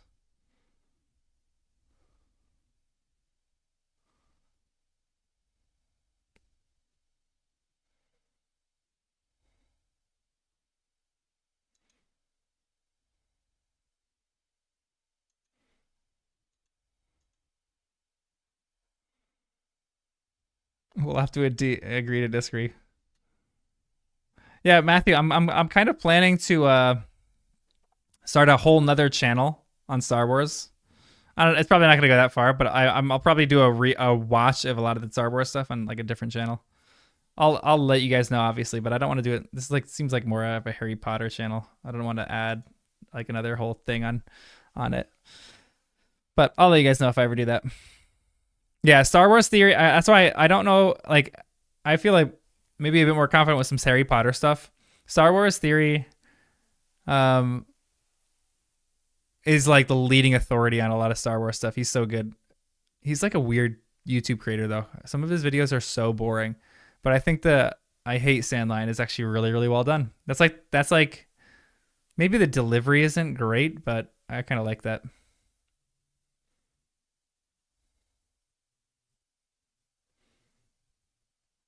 The extreme up and eater. The house is fixed because they can do magic. It always bothers me that the house burns and all of them just stand by watching.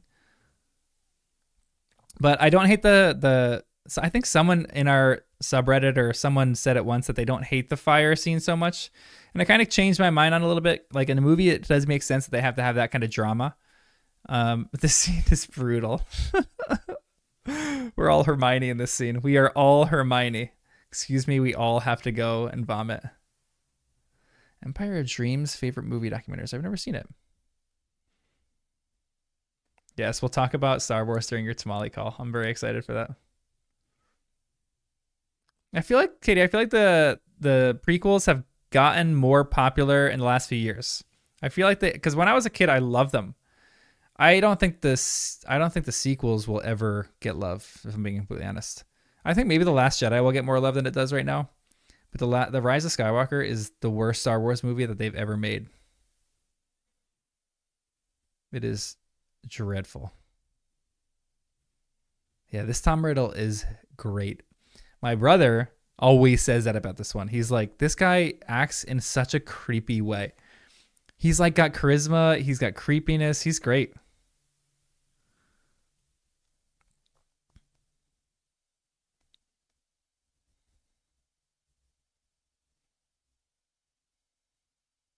Clone Wars, Rebels, prequels, originals, and leave the sequels out of it. Agreed. Sequels. Ugh. Ray is not a Palpatine. Terrible. Yeah, he looks a lot like a young Tom Riddle here too. He's charming. He's like kind of an attractive dude. He's like, he's like an attractive but like not attractive guy at the same time. Which I feel like when is the memory that um Harry recognizes that he's becoming kind of snake-like in his appearance? Was that the interview that he had with Dumbledore? Okay, one thing that I think is really good that they did in the movies is paired the ringing in the ears with how he said Horcrux there. Like that's great movie making. It's not great movie making to just spell everything out for your audience. Like the vanishing cabinet thing, they spelled it all out. But to that small little sound is so good because that's like a subtle thing. That's subtle enough that like not everyone's gonna pick up on it. I think it's great. He's a nephew of Rafe. They're cousins. That's crazy. Yeah, I think someone was saying that they were two cousins or they were two nephews or something like that. Yeah, that kid freaked me out too. That kid was great. I think he did really well.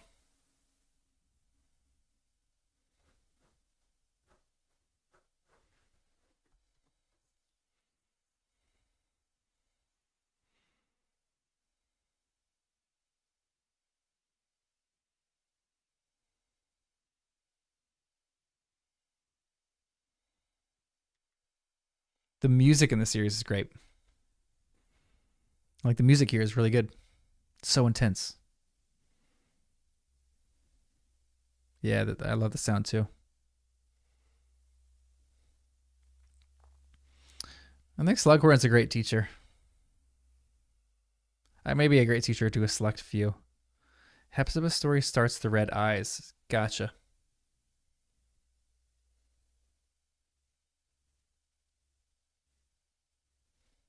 Ugh.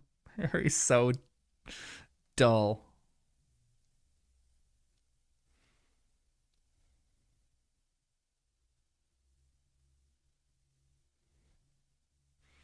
Like right here, Slughorn is so triggered just by hearing that, and he portrays that so well. It's great acting.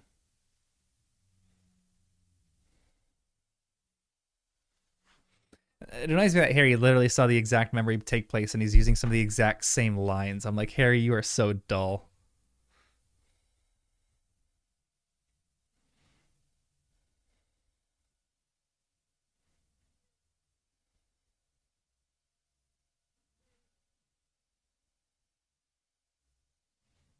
That's a good little. That's a good little line.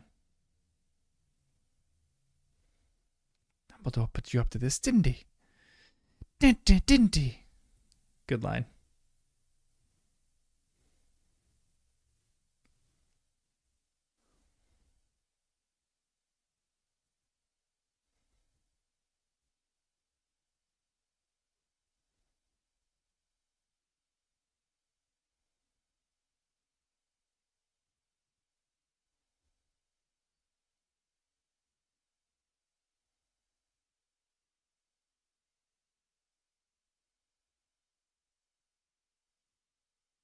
Yeah, the memories are such a vital part of this. The movies are such a vital part of this book. Memories, sorry, I don't know what I'm saying. The memories are such a vital part of this book, and they miss all the memories. They really miss all the memories.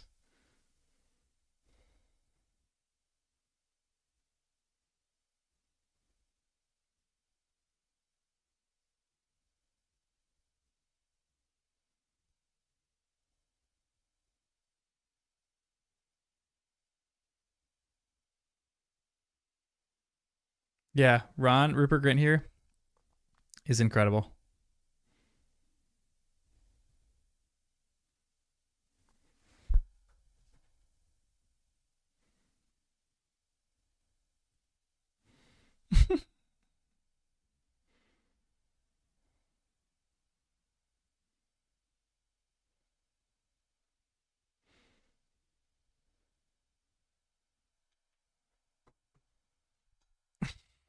Ron.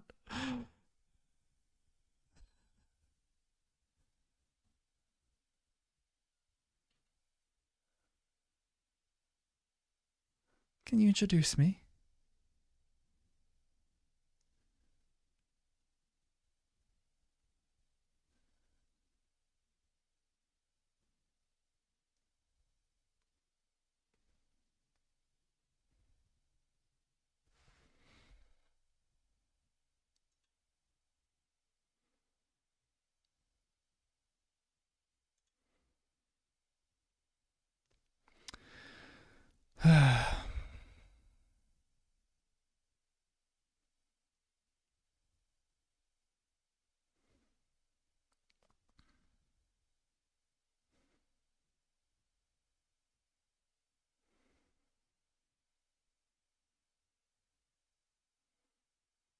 Yes.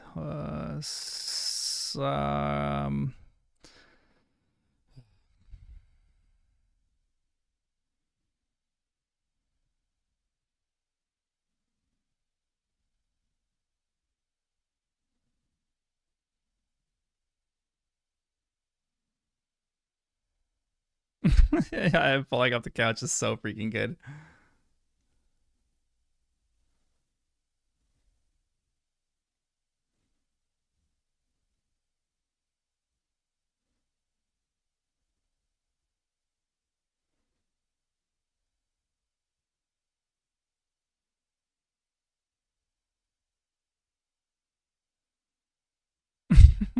Ron's acting, or Rupert gets acting here, is great.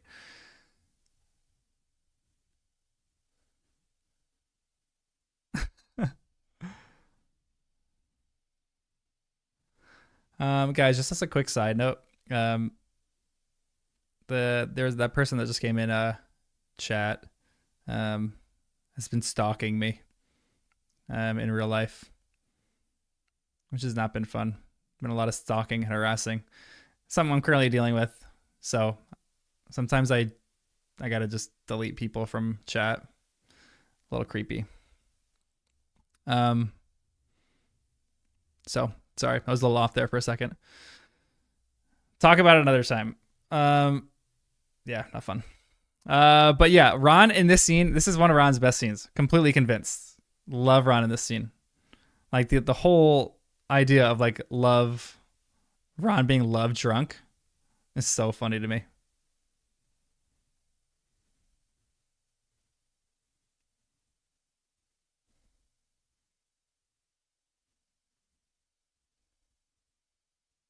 Yeah, sorry. Sorry, a little confusion there. I the person first started commenting, I was like, I'm not going to say anything, but I think it might be. But I didn't want to just boot someone random. But then it became a little bit more evident that that was the person. Like literally wild that that's happening when we're talking about this scene. These girls are gonna kill me.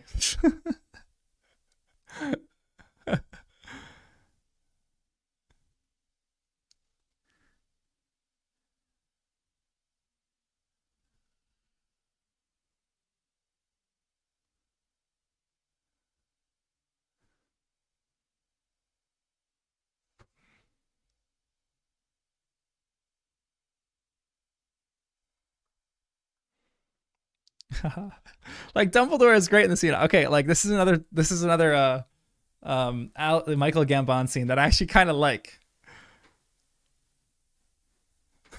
Like, oh, to be young and to feel love's keen sting. That's so great. Like Lavender is so good in this scene too. Oh, Lavender is such a freaking great actress. So good.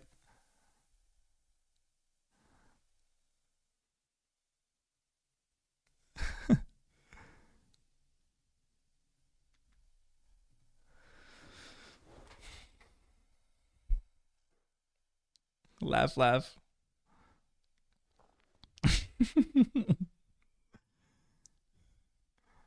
I love the three professors in the background just looking so confused. Like, what is going on here?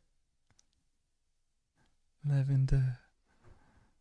Yeah, Lupin is, or Lupin, Rupert Grint is clearly the best actor out of the three. No question.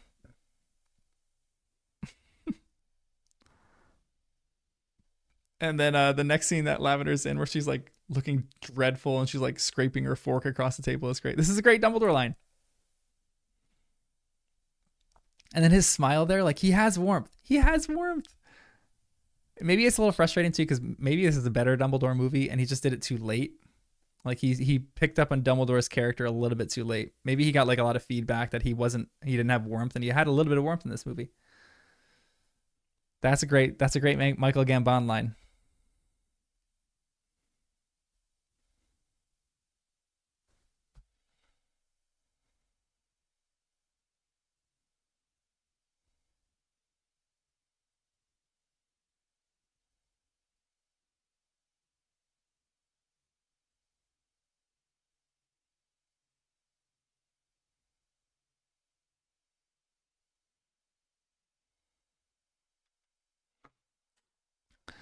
Lavender always sounds so out of breath. I guess she's supposed to come across emotionally, but I think she's really needs to exercise more.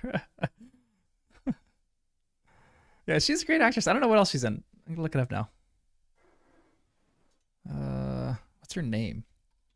Lavender Brown actress. Jessie Cave. Oh, you know why I actually know this, Jessie Cave? Because when I saw the movies, I have weird memories of this. Um, I had a crush on her,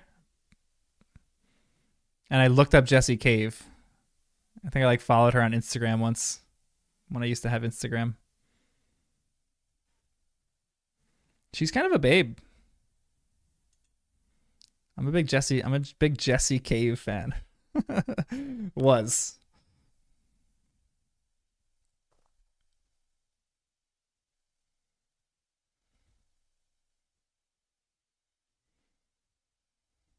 I don't know what else she's in. I gotta look what else she's in. I don't think I've ever seen Jessie Cave in another movie besides Harry Potter. Um, Great Expectations.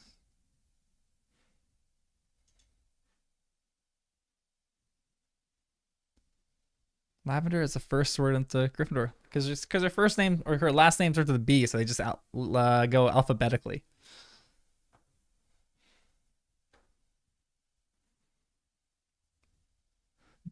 You think this is Gambon's best movie? We're gonna after we finish the whole movie, we'll have a discussion on Gambon for a quick second. This is a great lavender scene too. I love this little lavender scene.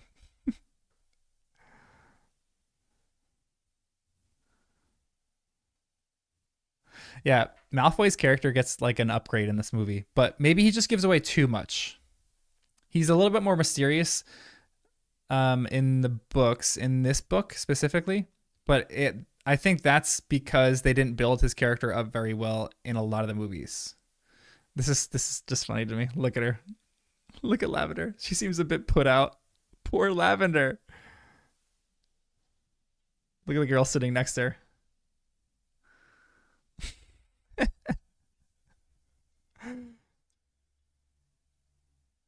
Mallory Rubin. Such a great podcaster. Malfoy being a werewolf. He isn't tall and thin that way. Who isn't tall and thin? A bit put out.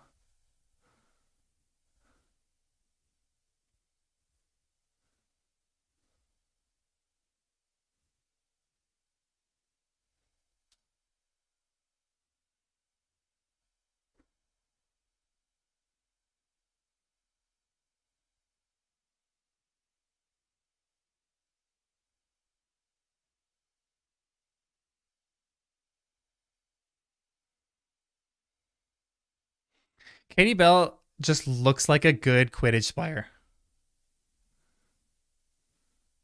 Like the hair in a ponytail like that, just her demeanor. She just looks like she'd be an incredible chaser, which she was, and it's a tragedy that she wasn't Quidditch captain. I love this scene. I think this scene is great. You feel the fun and caring side of Dumbledore in this movie. I actually kind of agree with you. Yeah, I think this is a decent Gambon performance. He's not in a ton of scenes, but there's a few scenes in the cave that we'll talk about when we get there. There's a few scenes that he just misses, like some of his lines. Maybe that's just the lines that he was given, so maybe that's more attributed to the writing. But like when he says, "Take my arm, Harry, do as I say," I don't love that much, because the only time he really says "do as I say" is when he's supposed to drink the potion, when they're going to the cave, and that's like almost hard for him to say. Yeah, Tom Felton here. This is the hottest Tom Felton has ever been in the movies. Just looks sickly.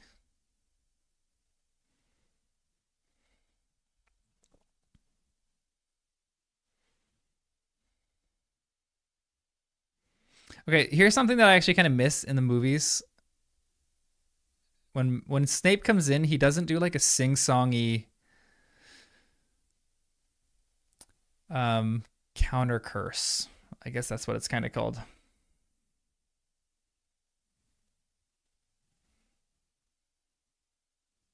And it's like a small thing in the books, but I actually really love that in the books. When it was like a song that he was singing to heal Draco here.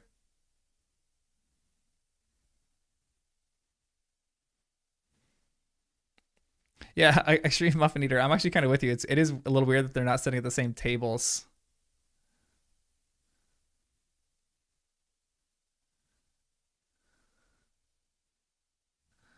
The Yeah, that actually is really interesting character development with Myrtle and Draco, because you're realizing how far Draco is going into like his depression, that he's actually finding solace with Myrtle and like companionship with Myrtle. That's a really good point. A Zenith too. Although that's a really good point, because that does add a huge component to his character in the books, where he is like at such a low point that this character that all of us hate, which is Moaning Myrtle, he's like finding friendship in Moaning Myrtle, which is wild. That's so sad. Yeah, it doesn't highlight his obsession with the book that well. Harry loved the book more than he loved Ginny in this book. There's such a weird scene.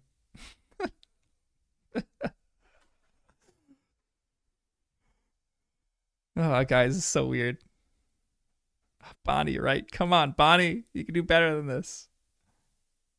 I like that Bonnie didn't find a lot of joy in acting and kind of went on to other things. What did Bonnie Wright do? I think someone I forgot what I didn't read it, but did she have a YouTube channel or something like that? Someone mentioned. She just seems cool in real life.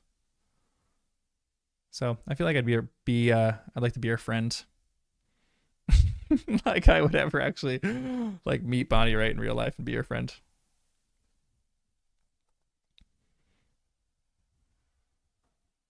The Snape Harry interaction was so good in the books too. I know.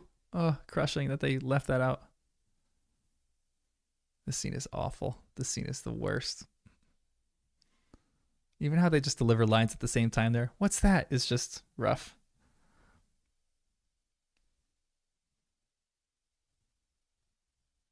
Directing things and involved in environmental things. That's cool. Actor, activist, not really interesting. Bonnie. Yeah, we'll watch the reunions. We're gonna watch Deathly Hallows Part 2. I'm gonna rewatch all the Fantastic Beasts movies. Go gently, like the poem. Do not go gently into that dark night. Do not go gently into that dark night. What's the line of that Villanelle poem?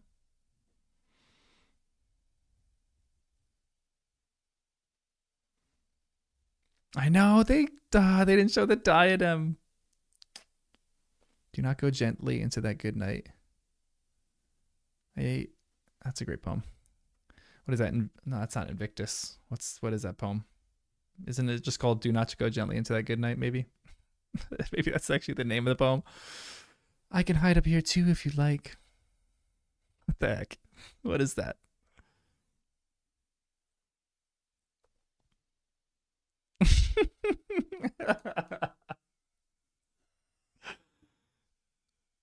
Old age should burn and rave. At close of day, rage against the dying of the light. I love a good villanelle. Okay, like Ginny, Bonnie Wright doesn't deliver those lines great, but that is a funny scene right after when Ron comes in. You and Ginny do it then?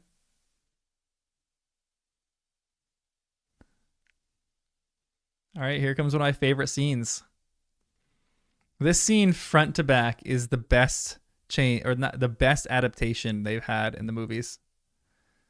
From this point until the end, when he actually collects the memory, it is flawless.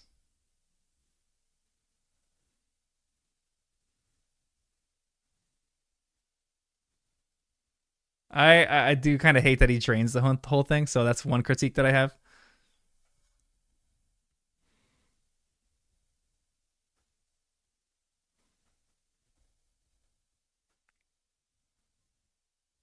Yeah, again, right, June, not him drinking the entire thing. That kind of hurts a little bit.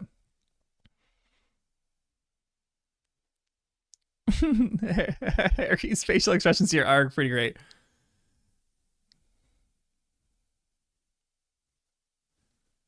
You know what I mean?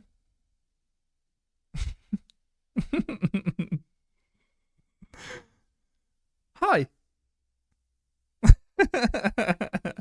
That's great. This is so good. I also love this change that he was getting venomous tentacular leaves on his own to be sold on the black market. And then he talks about not that I'd be so familiar with those such back alley transactions. Like this is a good Slughorn depiction. Like he's away sneaking away some of these things so he can like sell them on the black market. That's great.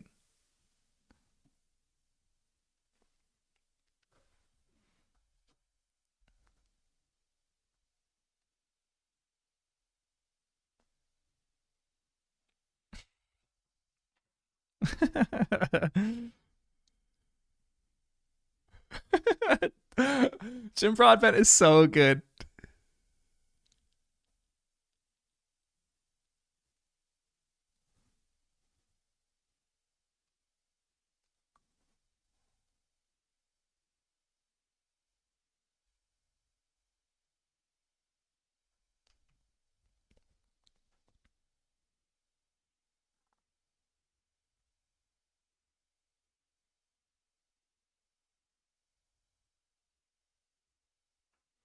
Undercover jobs. I mean, he probably doesn't make enough as a teacher, so he's got to pay his bills somehow, you know. Although he's a Hogwarts teacher, and I feel like they get paid pretty well, you know. Sir, come along, sir. So good. This is so good, guys. And Harry's posture in that is one of my favorite things. Everyone mentions that, but his posture is so good, where he's like hunched over. Then come along, sir. Then by all means, come along, sir. These scenes are so dark, I can barely see what he's cutting. Cutting with the venomous tentacular leaves?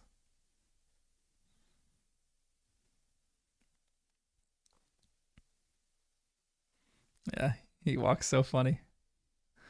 In small things, Fang is not a boarhound in this movie. He is a Neapolitan Mastiff, I believe. He's cute, freaking really cute. Also, he already asked for a raise. How much more does he need? That's very true. Very true. And again, I think Hogwarts professors probably make a whole lot more than some other professors.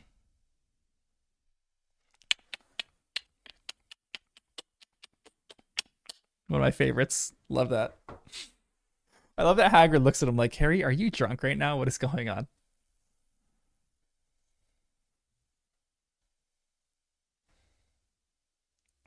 It's so stupid funny. It's a great scene.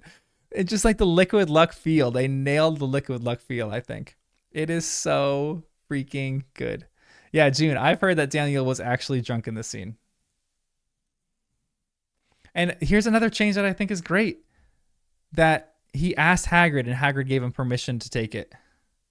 Not that he just like snuck this away. I think that's great. I think that it's like a good depiction of Slughorn that he that he like rips off an antenna or whatever that is, like an ear, and just puts it there. That's so funny.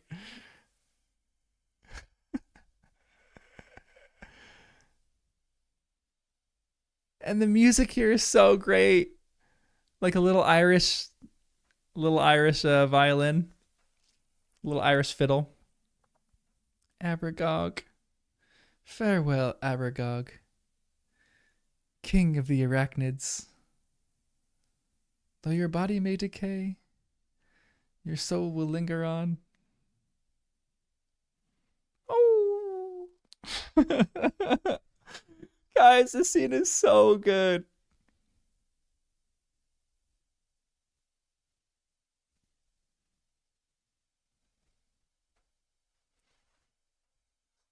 Swan snapped in two, which was sad.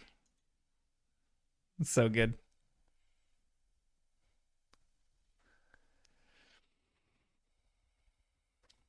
Two drunk dudes. Sorry, I show my Slytherin, but I'm a millionaire saying that the world should be better. It's so stupid.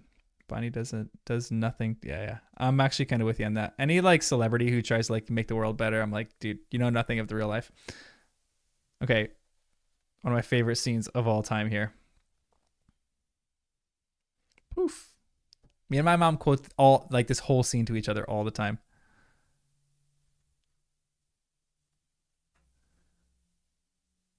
Guys, this is the best scene that they've ever adapted here, or the best change.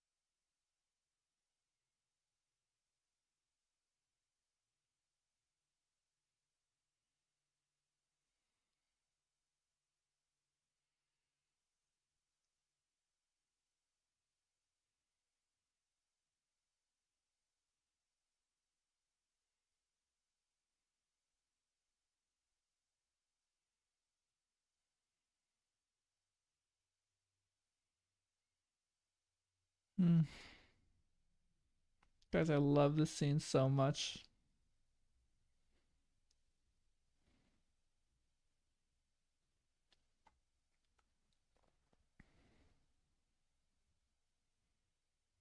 Mm.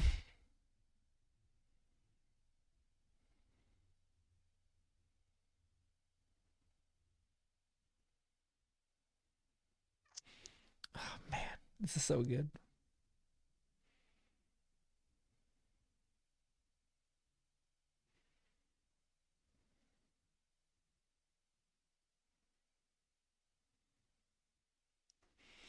Yeah, Dan is good acting here.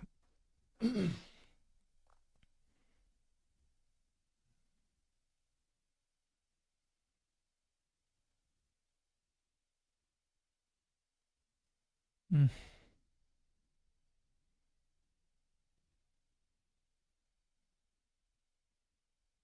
That's a good line. Not a great delivery, but it's a good line. Yeah, this movie is long. It's great though. I love it. Give me a long movie.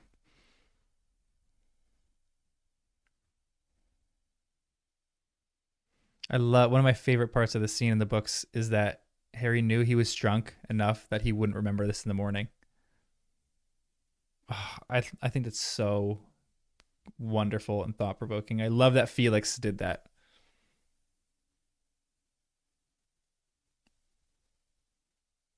Mm. Guys, I love that scene. I love that scene. Yeah, the way he holds Horace's hand. Mm. Music here, you prefer the book version? I mean, the book version is flawless, but this is one of the changes I think that actually the movie actually does better than the books on. Just because it gave us that story of Lily. I think that was really good. It gave us a little bit more characterization of Lily.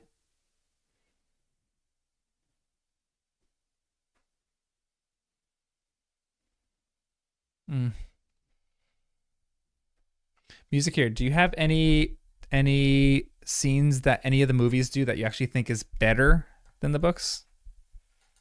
Because I have very few. That's one of the only ones that I think the movies actually did better than the books on. Does anybody actually have that? Does anybody think that there's any scenes that the movies truly do better than the books? For me, that's one of maybe like two or three scenes that the movies do better than the books.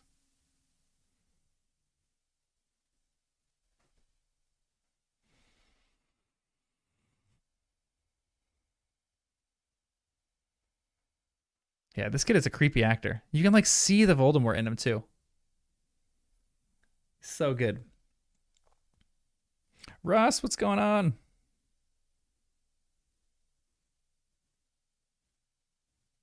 The last scene with Gary Oldman and Dan at the end of Azkaban. Hmm. Wait, right before when they're like talking about or when they're like looking at Hogwarts, or is when they're like they just escaped and he's about to leave on um Wither Wings on Hedwig, or not on Hedwig, on Buckbeak. Wow. Good morning. Glad you're here in the morning.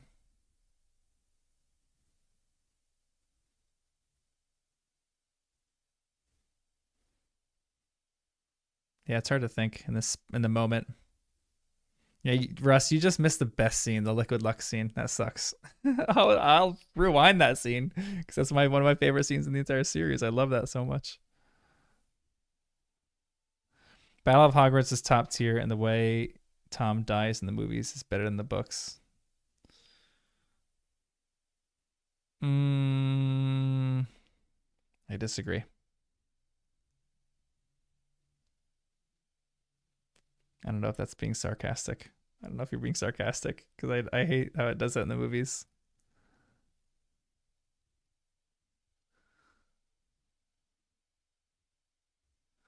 I think some of the Battle of Hogwarts is like entertaining, but the way he dies in the movies drives me crazy. Drives me absolutely crazy. I hate it. I mean, it's like more dramatic, like it's like more movie like, but it's not how it is at all.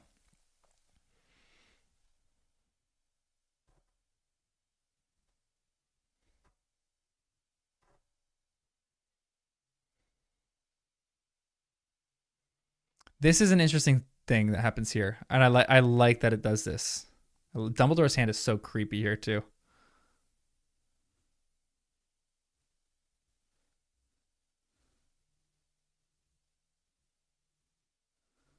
When Harry touches it and he sees all these things. Okay, so that's one of the first things that I needed to protect Danny and Jen for. There's actually three in this movie. This is the one that kind of just came to me right now. I don't think that's that big of an indication for Harry being a Horcrux, but it makes me nervous enough that Danny and Jen would pick up on something like that. Yeah, the neck movie he does is really creepy. There's just something about that scene that like it's really subtle. It's actually really well and subtly done. If they just had that scene, I'd be like fine with showing this movie. But that's one scene I'm like, that doesn't happen in the books, so it just is a little bit too much for me. I know she's almost there as it is. She keeps thinking that's like a. This is the other one. Okay, this is the other one.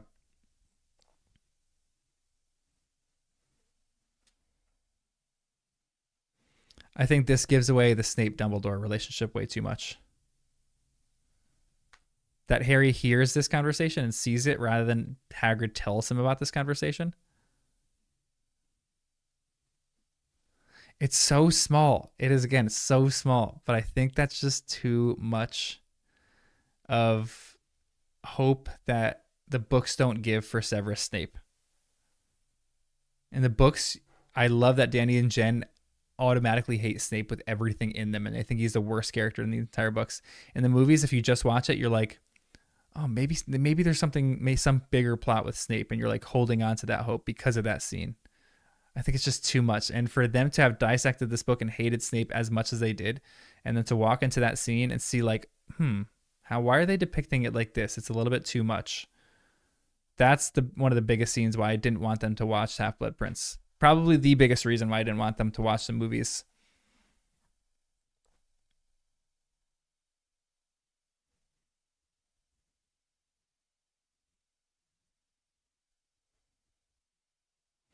Ooh, wait, the stone was still attached to the ring? I didn't see that actually.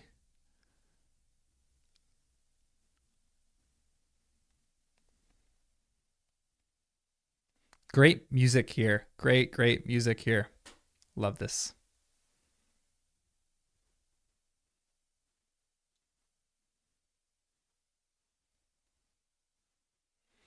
Rowling said she loved the dancing scene between Harry and Hermione.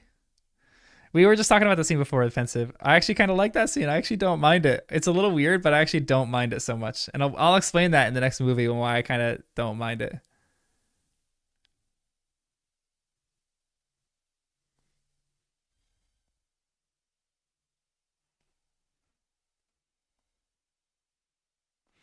Yeah, agreed. Like there's like 20 battles in the last movie between Harry and Voldemort, and in the books it's like Voldemort's already lost, you know? That's why the scene is so powerful in the books. This is great, guys. I like parts of the scene. Parts of it I think don't quite hit it, but like the tones, the color. This is a great scene. I really like the scene.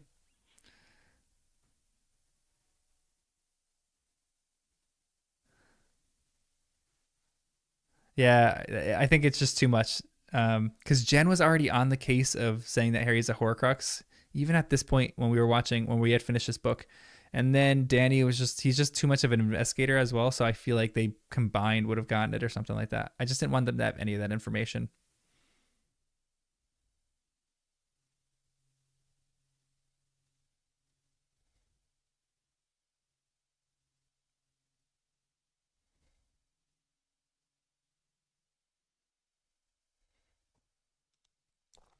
The biggest complaint that I have with the cave scene is that they just didn't have the line, "It's okay, Harry," or "Harry, I'm with you."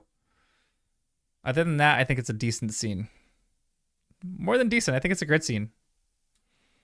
Yeah, the potion scene, I think they did so well. I think they did it really good. Yeah, dramatic, ominous. Yeah, agreed. Why does he cut his hand there? I'm like, dude, like put a little slit on your ankle and put your like ankle up to that or something. Like, there's so many other places in your body that you can cut. Like, if you cut the middle of your hand like that, you're like not incapacitated, but that sucks. That hurts. He talked about Harry's blood. Yep. Take a drink, everyone. If you're out drinking, take a drink. Well, no, they actually filmed that line. Why the heck wouldn't they include that? Whoever the editor is, I need to have words with the editor. Oh, that's devastating. Like Dumbledore does well here. Like this again, Gambon is doing well. Like he just knows more magic than other people. It's a deleted scene. Is there a did they also film the when Harry says it's okay, I'm with Dumbledore scene? Healing elbows is like that thing where you can't lick your elbows. It's like the magical equivalent of that.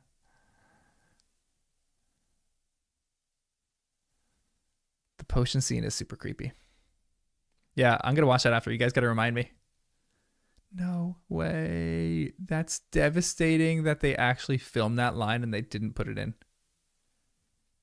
Yeah, he's a wizard. He can heal his hand. That's a great point.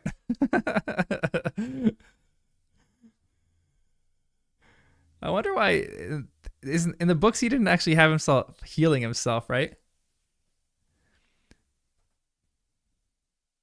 I mean, in the books, it's also like this movies deliver the same line. The Voldemort wanted them to be like incapacitated, so maybe there was some kind of magic there. That's a really cool scene when he touches it and it sends shockwaves out. I really love that. It like shows that there's something dark and evil in this. The lighting here is so dramatic. It's so cool.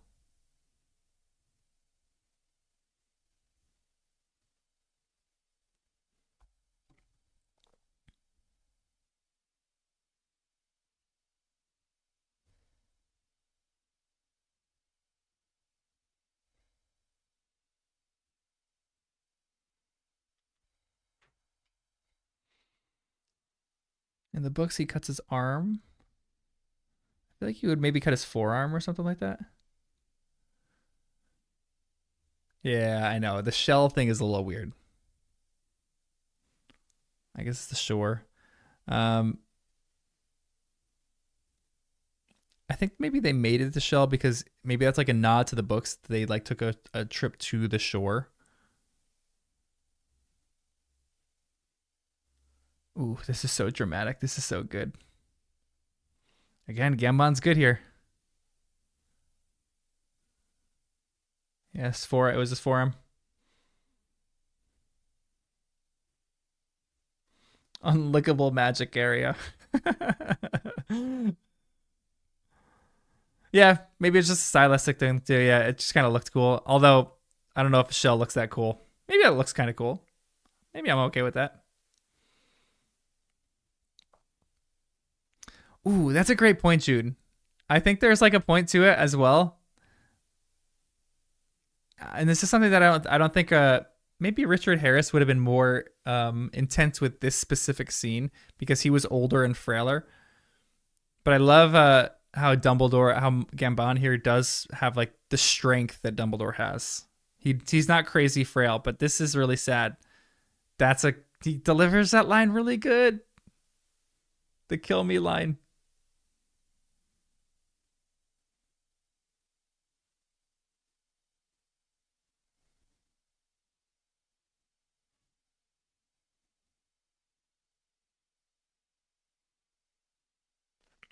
And this is also good when he just goes like this when he opens his mouth. He's like a child. That was good. That was good. I can't hate on Gambon that much in this movie. Although I will. Trust me, I will.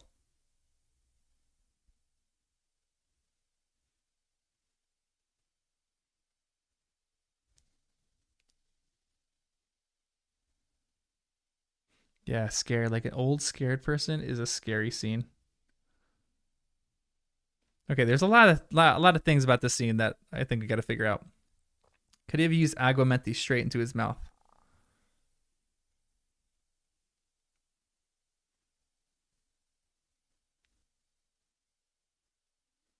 To be honest, I didn't care in the movies, but I cried in the books. Ugly cried.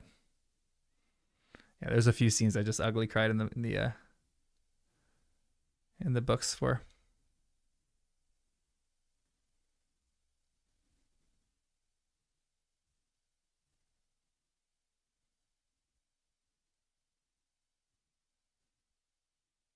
This scene is so well depicted in the books. Like Harry knew what he had to do. And it's super creepy in the movies too. This is a really creepy scene. Also, I wouldn't trust that water. I'm not drinking cave water. That's disgusting. The creepiness. This is the creepiest part of any of the movies right here. The hand.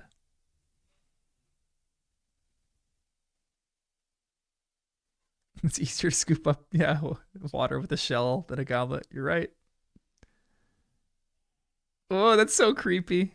First time I saw that, terrified. Absolutely terrified. Hate anything horror or anything jump scared. So that one got me. Oh.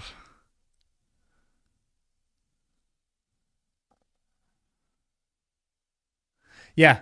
But Pensive, the cave is my favorite chapter in the entire series. I think it's the most riveting chapter that she wrote. I remember reading this being like, oh my gosh, we are in the thick of things right now. The first time I read this, I was so transfixed by this chapter. I love this scene so much. This is a good movie depiction. And the music here is great.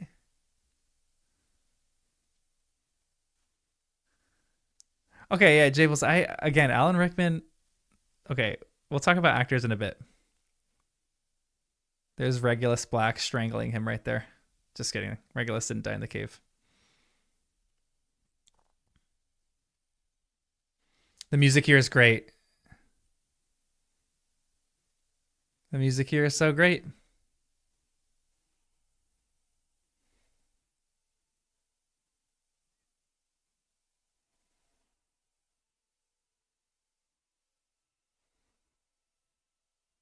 This is so cool. Like, this is powerful magic.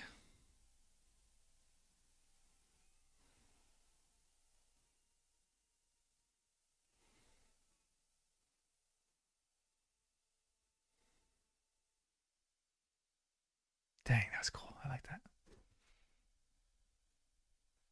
Oh, yeah, yeah, yeah. RAB is in the cave. What did I say? Did I say he didn't die in the cave?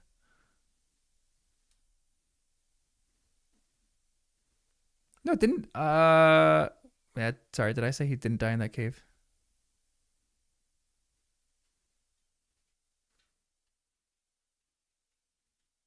Because Regulus is one of those bodies. Didn't? Oh, sorry. Didn't JK confirm that Regulus is one of those bodies? I think Joe confirmed that somewhere.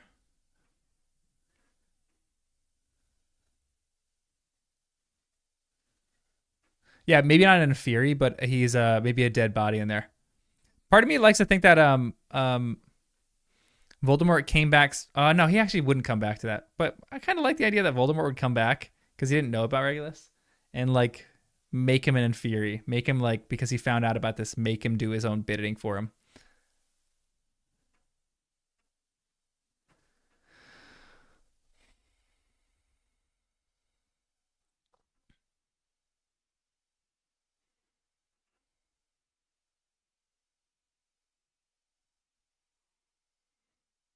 Yeah, I meant that RAB wasn't one of the Inferi, not that he wasn't in the cave, that he didn't die in the cave. Like he died in the cave. I don't think he was in a Inferi. That's what I meant.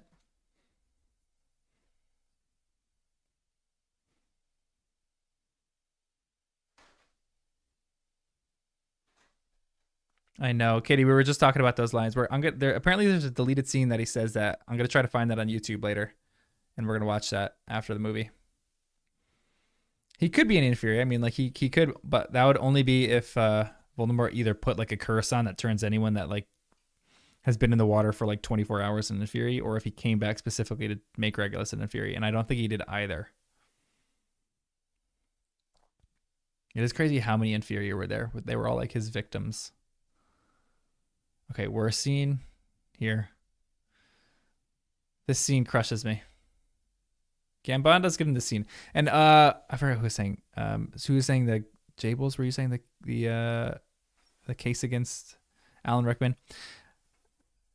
To me, Alan Rickman, Imelda Staunton, Jim Broadbent, most of the other actors, even McGonagall, they portray the character 90% well. And there's 10% that I have a discrepancy with, but their performance is just good in it. Michael Gambon, I feel like just misses the core of who Dumbledore is. I think Alan Rickman misses some of the core of Snape, but I just think he captures things that are better than Gambon does. Like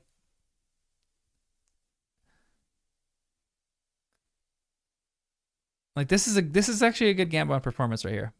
This movie, I'm maybe I won't be so harsh on Gambon in this movie, but the one thing that drives me crazy is that he doesn't immobilize Harry. Drives me absolutely crazy. Absolutely crazy that he doesn't immobilize him. And that Draco would actually be able to immobilize Harry. Like Dumbledore just got done fighting thousands of Inferi. And I know he's weak here, but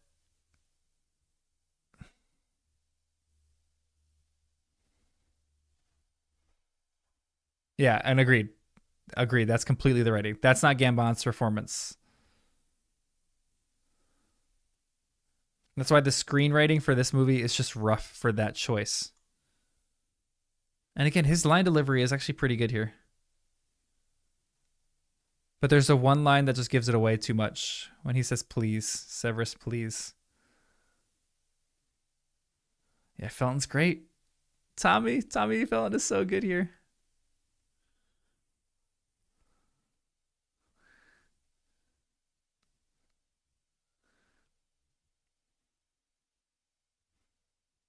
I wish Dumbledore had the line, though. I'm not particularly pleased to see you, though, Bellatrix. Or he says that to, does he say that to, I think he says that to the werewolf.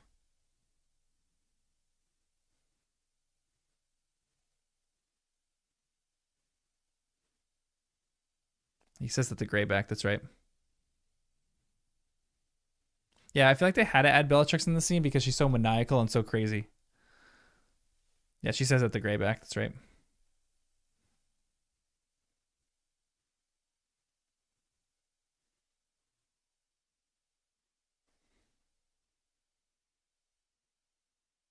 Okay, here's the scene we'll talk about.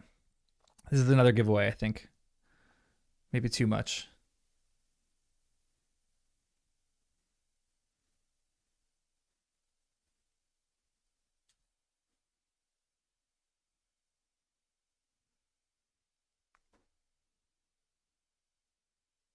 The how he delivered that please, I don't think was begging enough. And okay, I'll say this. To his credit, I feel like he knew where the line needed to go.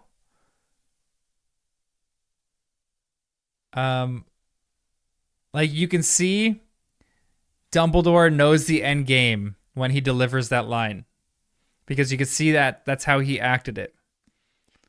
But the line delivery, I think, in the books, where it just said he was like begging him for it, because Harry can't really see Dumbledore's facial expression in that too much. I think it's just better because you are still left in the dark a little bit, and they can't really do that in the movies again. So maybe I think I would have liked Gambon to change that line a little bit more to begging, like to look of like more begging than like than I know information, Alan. Please kill me.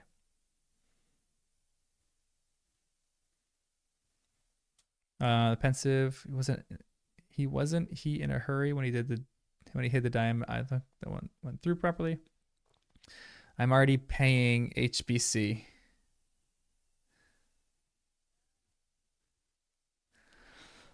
What's HBC? HBC.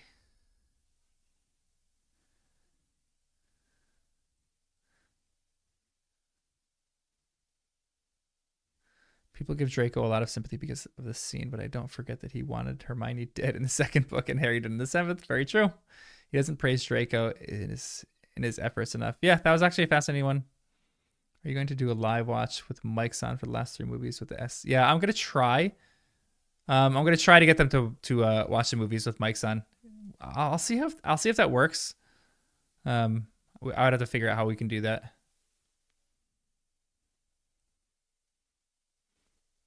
There's a lot in this scene that they're gonna miss too. Oh, Helena Bottom Carter, yeah.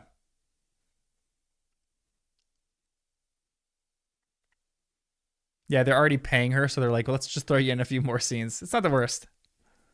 Not the worst decision they made, for sure. Yeah, the one he actually, Matthew, I'm with you. I like when he yells out, "Fight back, you coward!" But Snape doesn't deliver the line, "Don't call me coward." The scene is a little weird too. It's actually like visually powerful, but it's a little weird. Yeah, what do you guys think of this scene?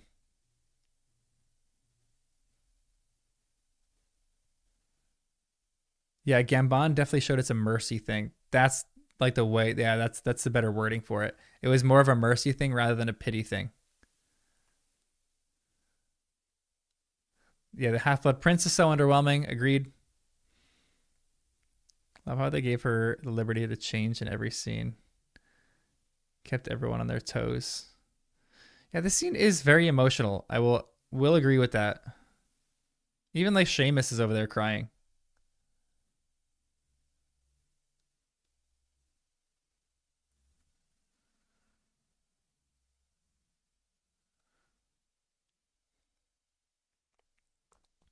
Like I like this. I'm getting chills because like they're banding together to fight darkness here to make this thing collapse. Hmm. That's great acting right there. Just weeping, but still holding up your wand.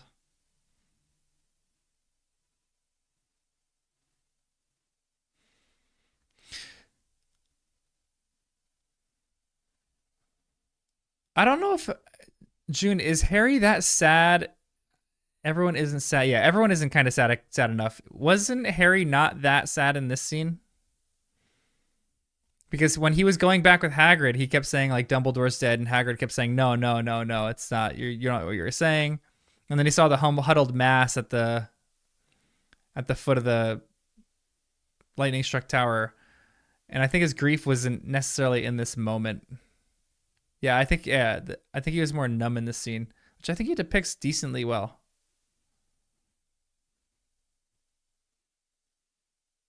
Your favorite moment in the movies? It's an interesting one. This is when Harry is experiencing his grief and they don't really have it, which is a little devastating. They need to give me the funeral. The funeral scene is so important. Oh, why didn't they give us the funeral?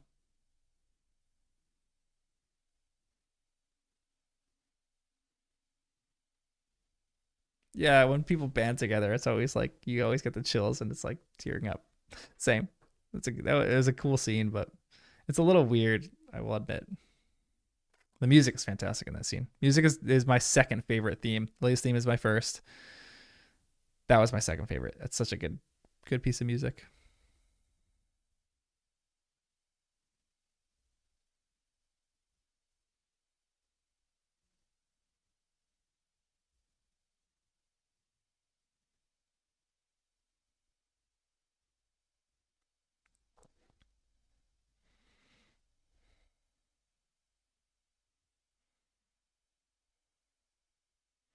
I like the subtle reference to therapy there.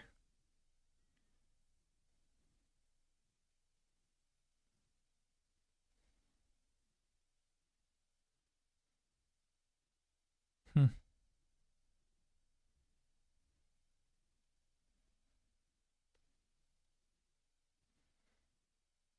I think part of it, the reason, yeah, he's holding the death stick. Dang, that's crazy. I didn't even pick up on that. That's such a great point.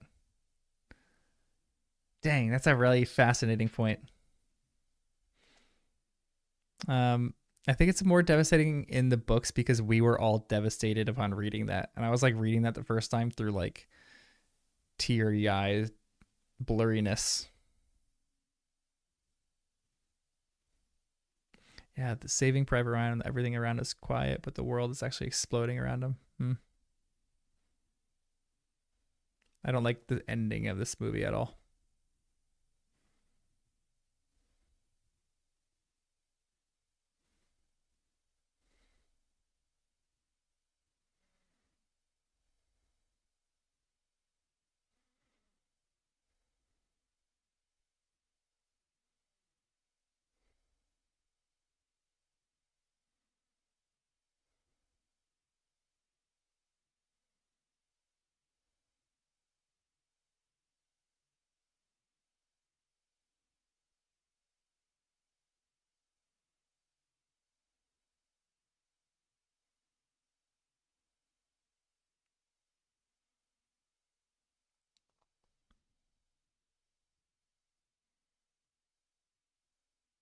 Ah, this change bothers me.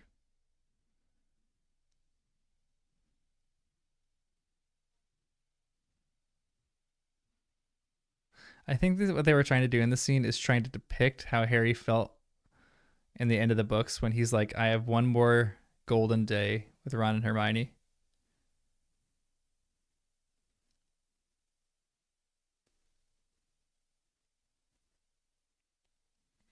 And I think they were trying to replicate a Lord of the Rings scene here when Aragorn's going to go get the army of the dead himself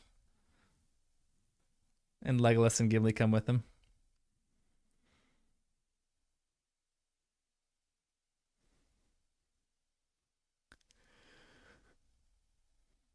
We're coming with you, laddie. Have you heard nothing of the stubbornness of dwarves? Yeah, Ron's just sitting on the sideline. I kind of feel like that's a Ron thing that he would do. He would just kind of sit in the back. Uh,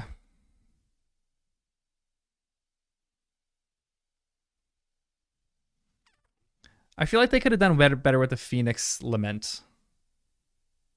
Yeah, Ron's just chilling in the back, just watching him. Dang, only got the books through your local library, so you had to stay offline for weeks until my library got a copy. Guys, you know what we're gonna do for one discussion is we're gonna have a debate on whether Michael Gambon is a good Dumbledore or not. That would be so fun. That would be so fun. Everyone come with their points and their counterpoints and their arguments. That's gonna be great. I don't love how this movie ended.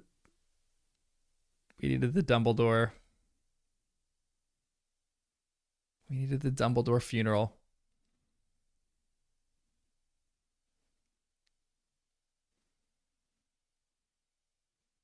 The credits here are pretty cool.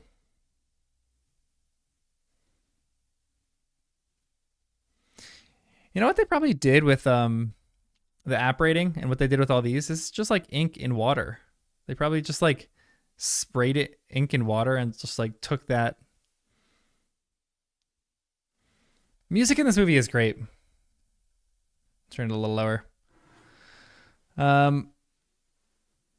Jables, that must sow patience. Yeah. There has to be two sides. There is two sides. There's my side who hates Michael Gambon, and then Jables actually thinks he's Jables, right? I think there's a few people, Jables, maybe Music here, who think that his performance isn't quite as bad as I think it is. I don't think anybody thinks he's a great Dumbledore, to be completely honest, but I don't know if a lot of people have the same hate that I have toward him. So I'd be interested in saying, in debating if he's as bad as I think. So maybe that'd be more of a one. Yeah, the Dumbledore funeral scene is devastating in the books. Absolutely devastating. And I'm so sad that they didn't have that. Because that was like in the movies, in the fourth, when Cedric died, they at least had his funeral, and I was like, they could have done something really powerful for the funeral scene here. I think that would have translated really well. No way, Luna's actress is mad that they didn't include Dumbledore's funeral scene. I would love to talk to Ivana Lynch. We gotta like actually start scheduling some of this stuff. If you guys gotta like help me. We gotta like try to reach out to some of these people. Like put like little bugs in their ear and be like, hey, there's this guy who does first time reads with people, and he wants to interview you. You guys should like connect. We gotta start coming up with a list of people. We'll throw it out into the subreddit, but let's start coming up with a list of people. And let's start trying to get some like Harry Potter actors in the series. Because guys, how cool would this be? If we get some of the movie actors when the shows start coming out, before the shows are even like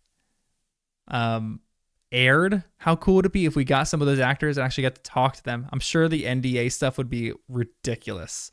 Like I would probably have to sign NDAs for some of that kind of stuff if I interviewed any of the cast before a movie. But how cool would that be if we got like whoever plays Harry, we got an interview of like the person who's going to play Harry, who I'm hoping is like a no-name actor. Oh, that'd be so fun. I mean, that would probably be like a lot of money to spend on that. I know we got to spam social media a little bit. Someone did it on Twitter. Someone said to Veggie Gamer, they were like, you should do like an interview with this guy John who does first time reads. I feel like that'd be fun, even just talking to other Harry Potter nerds. But really, at the moment, I just want to talk to our own community because you guys are like the most intriguing people to me. I love like getting other people's hot takes on some of this kind of stuff, and you guys are like with us in that journey. So that's why I really like you guys, just talking to you guys. I'm excited to do more of the Tamale talks, and do like more like interviews like that where we kind of just give like hot takes on certain things. We all think he's bad. Wow. Okay, so.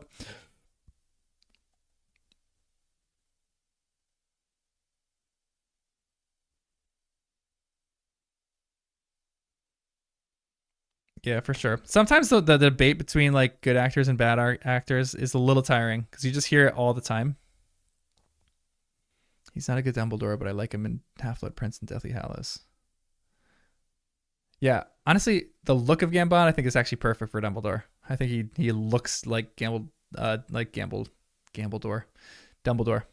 Gandalf. Richard Harris portrays the loving and caring side of Dumbledore, and Gambon shows the more serious side of Dumbledore. Agreed. Them smushed together would have been great. Luna's a fan before being cast in the movies. Love that too. Should have added a twinkle in post. Yeah, honestly.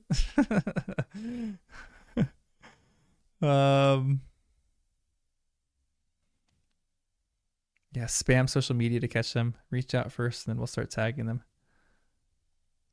Yeah, I'm gonna see if we can do some like veggie gamer stuff or like some like smaller creators first. Like do a few interviews here and there with these people, and then reach out to some like bigger names whenever we get more interviews going. Yeah, tagging and planting the seeds. Yeah, Oak from the Bad Medicine one would be great too. I would love talking to those guys.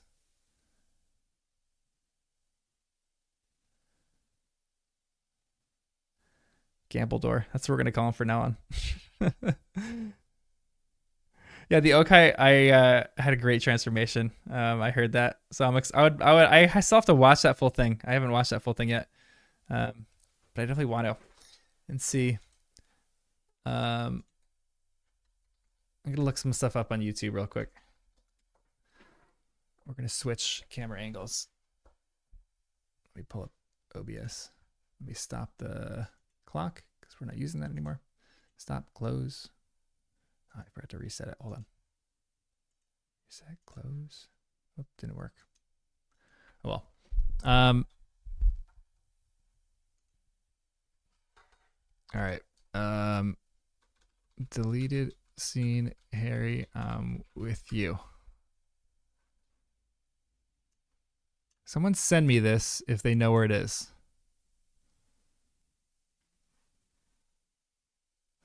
If someone has this in the Discord, someone send it my way.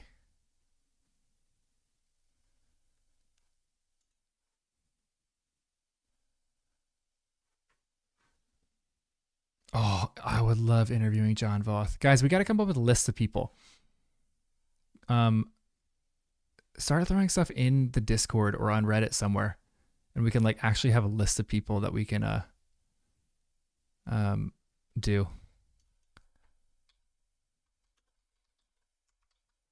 Bad Medicine. Does Bad Medicine only do Harry Potter?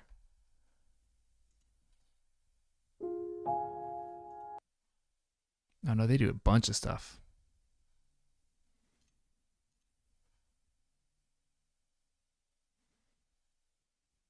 Yeah, Bad Medicine is like our channel, but like big.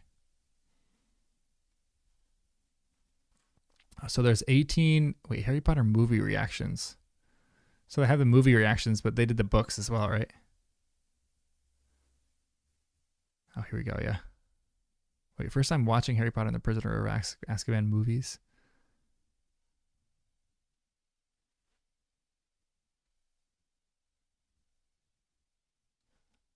I love how huge these guys are.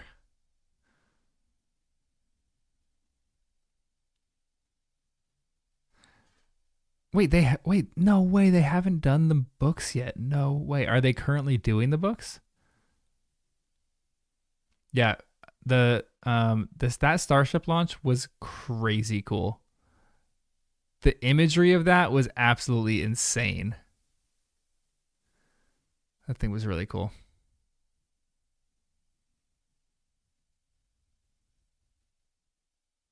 Harry Potter was their most successful series of videos. Yeah, they have almost 1 million views for some of these. Maybe one day we'll get there. Getting millions of views for some of our videos.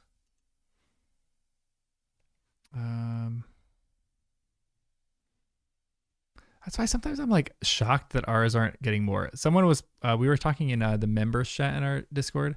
I think one of the reasons is ours are so long. Ours are such a commitment. Our podcasts. So for season 3, we're actually kind of planning to make it a little bit shorter, to cut them into like sometimes 10 to 15 minute chunks of podcasts, and do like larger.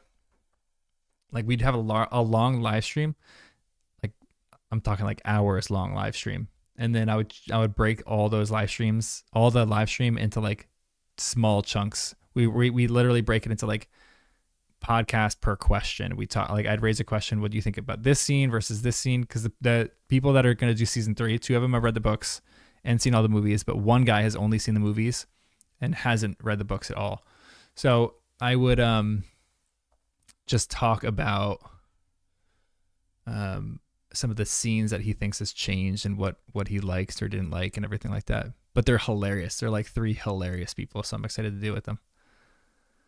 They haven't done the books. Bad Medicine mostly does movies, or they just have one video or so talking about the first books. I don't think they'll do the books. That's a bummer. They won't do the books. They've done one book. They should do one where they just review the audiobooks. That'd be great.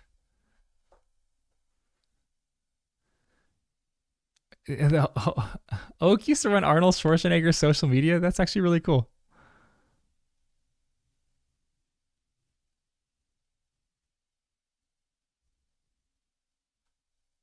Ooh, Crystal, yeah, you should send them my send them the podcast and be like, John would love to interview you. Because you know what? How cool would it be if I did a podcast with them on their first time read? We could do like a little collab. One that I think it'd be like super fun if I was like the guy who like led people through their first time reads of Harry Potter. That's like what I'm trying to build myself up as. Like I'm the guy that leads people through their first read of Harry Potter. I don't think I'm particularly good at it, to be completely honest, but I'm obsessed with it because I just want to vicariously live through other people who are reading the series for the first time. And that's all I care about.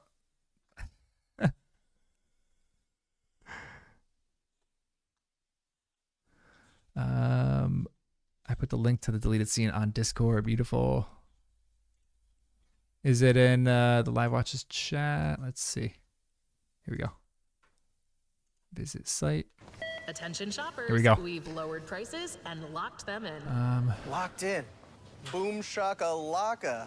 Lock. Yeah, I don't know a ton that cover the books. I know a lot of podcasts that cover the books, but not a ton of like YouTube channels that are seriously covering the books, which kind of makes sense. It's all right, sir. Don't worry. Really there. I'm not worried, Harry. I'm with you.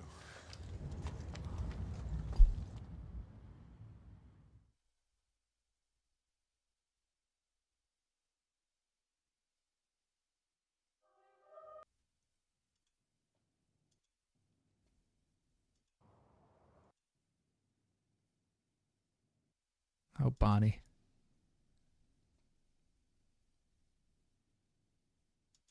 You need us, Harry. Just do me a favour. When I'm around, keep the snogging to a minimum, please. Like that's going to happen. Besides, he's barking. Yeah, the Oh, he says the same thing about you. Yes, but Unspoiled. I first started listening to it. I was like, You're brilliant. the audio quality kind of got me a little bit. Leaving the castle when he disappeared off the map. He was just going through them with requirements. of course. And then that would explain the vanishing cabinet as well. Yeah, no, I got an alert from Dad this morning. The one at Morgan and Burke's is still there. No, I'm telling you, I saw it. Creepy twins. What if there are two vanishing cabinets? June, great seeing you. If there are. Great having you as always. I don't We'll know. see you later. Good luck, mate. I don't need luck. I'll be with Dumbledore. Why would they cut these scenes? And then Filch ringing the bell in the background. You see that? Look at him. Look at Filch right here. Filch is low-key one of the best actors in the whole series. I love him so much. Man, why would they cut that? That's so depressing. That was so excellent. I love that so much.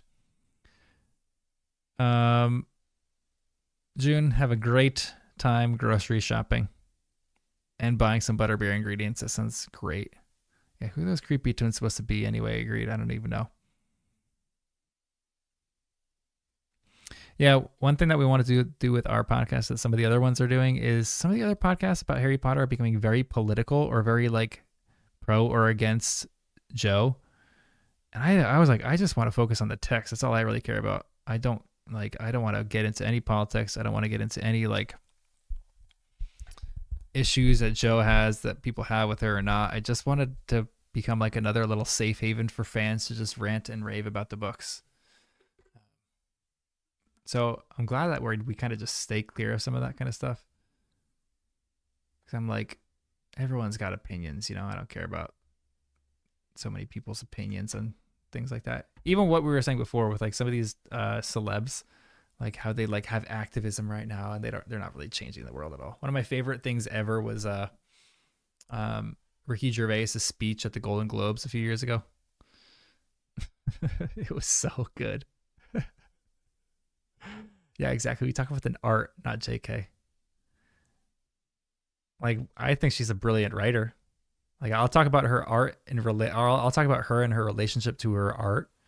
But like, I don't care that much about her life. Like, she makes decisions that she wants to make. Like, she's smart and know what she wants to do. She's like, you know, I don't care if I agree or disagree with someone completely and wholeheartedly. So half the Harry Potter series is about that.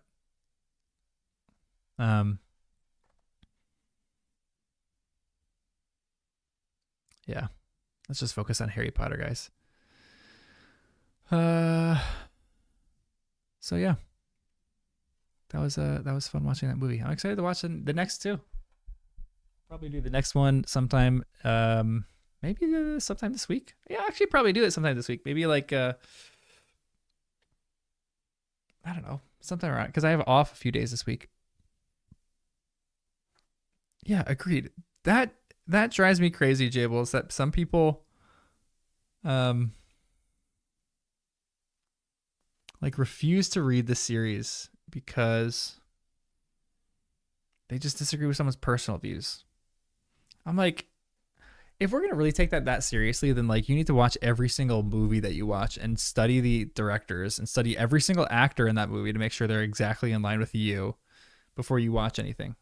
Like, that's stupid. No one does that. But when someone's like as big as JK, I guess everything that you do is like under a megaphone. So 100%. One thing, yeah, Katie, I think one of the things that the series shows the most is that people disagree with each other, but you have to learn how to disagree with each other cordially and like to be humble enough to like say, okay, maybe my opinions aren't the only thing that matters here. Like, other people have valid opinions, you know? Like, maybe I'm like really boring, but I always think like middle of the ground approaches are always the best. Like, some people are like, JK's like, you know, is a turf. She has no good points in anything that she says, and anything that she tweets, everyone's like, oh, she's such like a terrible person and she has no intelligence at all. I'm like, no, she's actually speaking with a lot of intelligence about the stuff. Like, I don't care. Maybe you agree or disagree with some of the things that she says, but you can't deny that she's a smart, brilliant woman. Like, the richest author in the world. The richest author, I think, who's ever existed. Like, you're not a bad writer if you're the richest author who's ever existed. I'm sorry. Like, that is so sad to me. A person that burned all of their Harry Potter books. Like, that crushes me. That crushes me. Yeah, agreed. I think it's not fair wanting to give money to someone you think is hurting people, for sure. The burning books thing is just a line that I think you need to be careful of. But although Ray Bradbury did say there's a crime worse than burning books, and that's not reading them.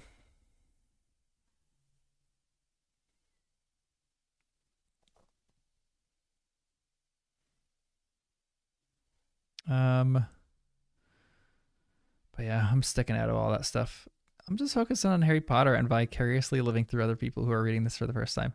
How fun would it be to have like to try to get Bad Medicine guys to do a read through? They could be like season 4 or 5 of Harry Potter and the first time readers. How fun would that be? Dude, I would be so obsessed with that. If I could actually get all those guys to like do a online podcast with me. And like they could post it on theirs. They could post different snippets on theirs. I'll post like the full discussion on mine. I feel like that'd be so freaking fun.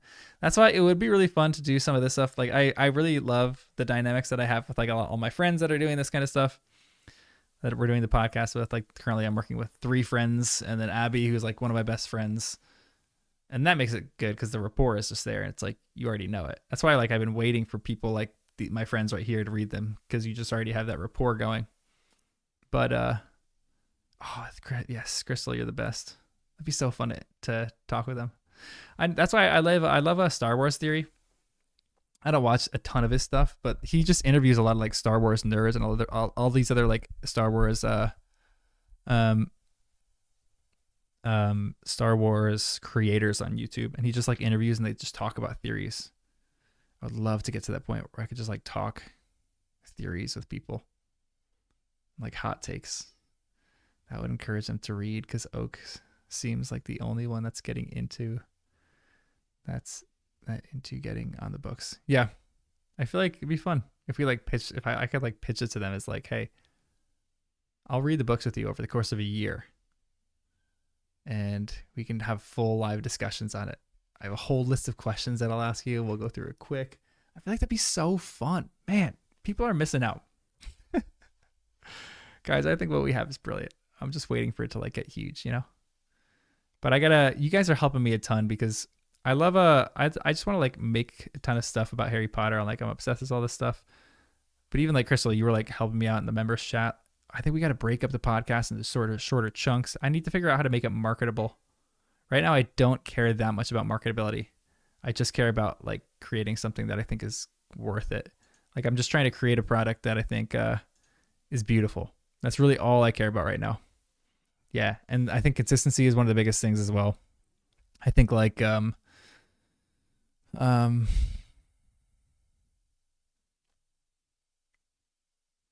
trying to find like the marketability for some stuff is a challenge, but these kind of things make it so fun, like a watch of the movies, just hanging out with people, just like chatting about the movies. I love this stuff. This is so much fun to me. So yeah, for sure. I'm like just waiting. I feel like we'll get like found eventually, you know, discovered. But to me, I'm like, I don't care that much about getting discovered or anything like that. If this channel is still, if in like in 20 years, this channel still only has like 900 subscribers, I'm still going to crank out stuff because this is just fun to me. I just love it. So I don't really care like getting subscribers or not. I just want to talk about Harry Potter and like introduce people to this world and have them share in the joy that I have for this series, you know? That's all I care about. All right. It's late by me. Well, not crazy late. It's 11:03. So I'm going to go to bed because I'm a little tired. And I got to take Wes out to pee. He's literally upside down on my bed right now, on his back with his paws in the air. I love that dog. I know. But the weird thing is I'm finding all sorts of random people who haven't read Harry Potter. So I have getting some bigger YouTubers to do an interview would be a great word for. Yeah, agreed. I think that's one of the big things, like people connecting and like yeah, like finding each other through different channels. So yeah, Nandela, I obviously Abby's season 2. I have season 3 of one guy who hasn't read it, but we're going to be paired with 4 of us. I'm already hoping to do season 5 with Danny's sister, and we're trying to get one other person to do it. And then season 7, guys, I have like 10 seasons already planned. I'm telling people to purposely not read these already because they so I have tons of seasons planned already. Honestly, I feel like we're going to have enough content for the next 5 years. Honestly, actually the next like 10 years, because my niece, we're going to go through it really slow. That's my plan. I'm not sure if that's going to actually work or not, but I think we're going to go through it slow. Maybe I'm hoping a book a year. Yeah. And like scrounging up a few people too. And then on like making that like the backbone of the channel, where we do first time reads constantly. And then on top of that, we're doing like interviews all the time. Like even I would love to pull some of you guys to do some interviews for some of these people. Some of you guys who know like Veggie Gamer, or some of you who know like maybe some of you like know Bad Medicine, to like have you guys even just do interviews to like post it on our channel. I would love for this channel to be like a community channel. That's what we were even talking about in like the member chat of like literally if 2 people want to talk about something about Harry Potter, for them, I'll like literally just sit here and won't even be on the screen at all. And you guys just like have a full discussion, and I'll live stream the whole thing, and I'll just be the moderator for the live stream. Like that would be so fun. Hi, friend who I haven't talked to for 10 years. So this random dude I found online is making podcasts. You have to be on this podcast. Yes, 100%. I run a Discord for YouTubers with 100K. I I run a Discord for a YouTuber with 100K subs. Ooh, Jables, that's sweet. Can you share the YouTuber? Because I'm interested in that kind of stuff. Yeah, you guys have been great. I'm not like the best marketer. Again, I don't care that much about marketing. I just care about like reliving my Harry Potter experience through the eyes of people who haven't. Jeff Holiday, never heard.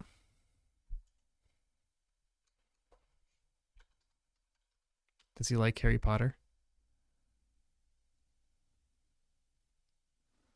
Dude, that's so cool.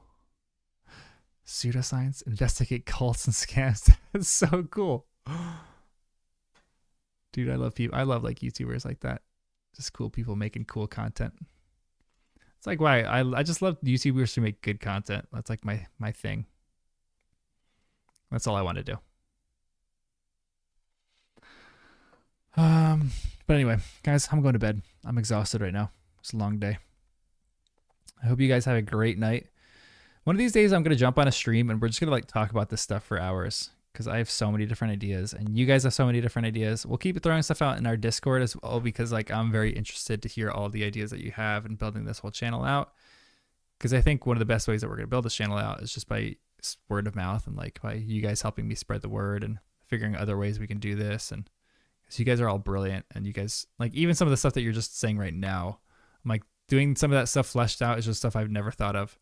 So I love I love this, like, I love these ideas that these things bring together community so much because you guys have so many brilliant ideas that I would love to like keep fleshing these out.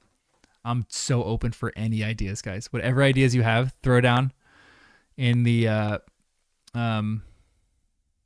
Discord or on subreddit or even just message me and I will 100% do. I'm so open to ideas right now, guys, for this channel. Let's just make this like a little safe haven community for Harry Potter. I love it. Yeah, make notes and lists trying to people that we can connect and interview. That'd be so fun. Harry Potter reaction is a subject, but you need book reactions and not movie stuff. Yeah. All right, everyone. 3 broomsticks. If anyone wants to brainstorm, love that. Yeah, I'm gonna start jumping into 3 broomsticks a bit more. Even when I'm just like chilling doing work, I might just jump there, just like chat. But right now, I'm going to bed because Wes is awoken. Everyone, hold on. Change camera angle so you could get a close up of this cute dog. Look at him just sitting there like such a good boy. You're such a good boy. Yeah. I love this dog. He's the best dog ever. All right, guys. Have a good night. Wes says good night too. Much love to all of you guys. You guys are the best, seriously. This is so much fun.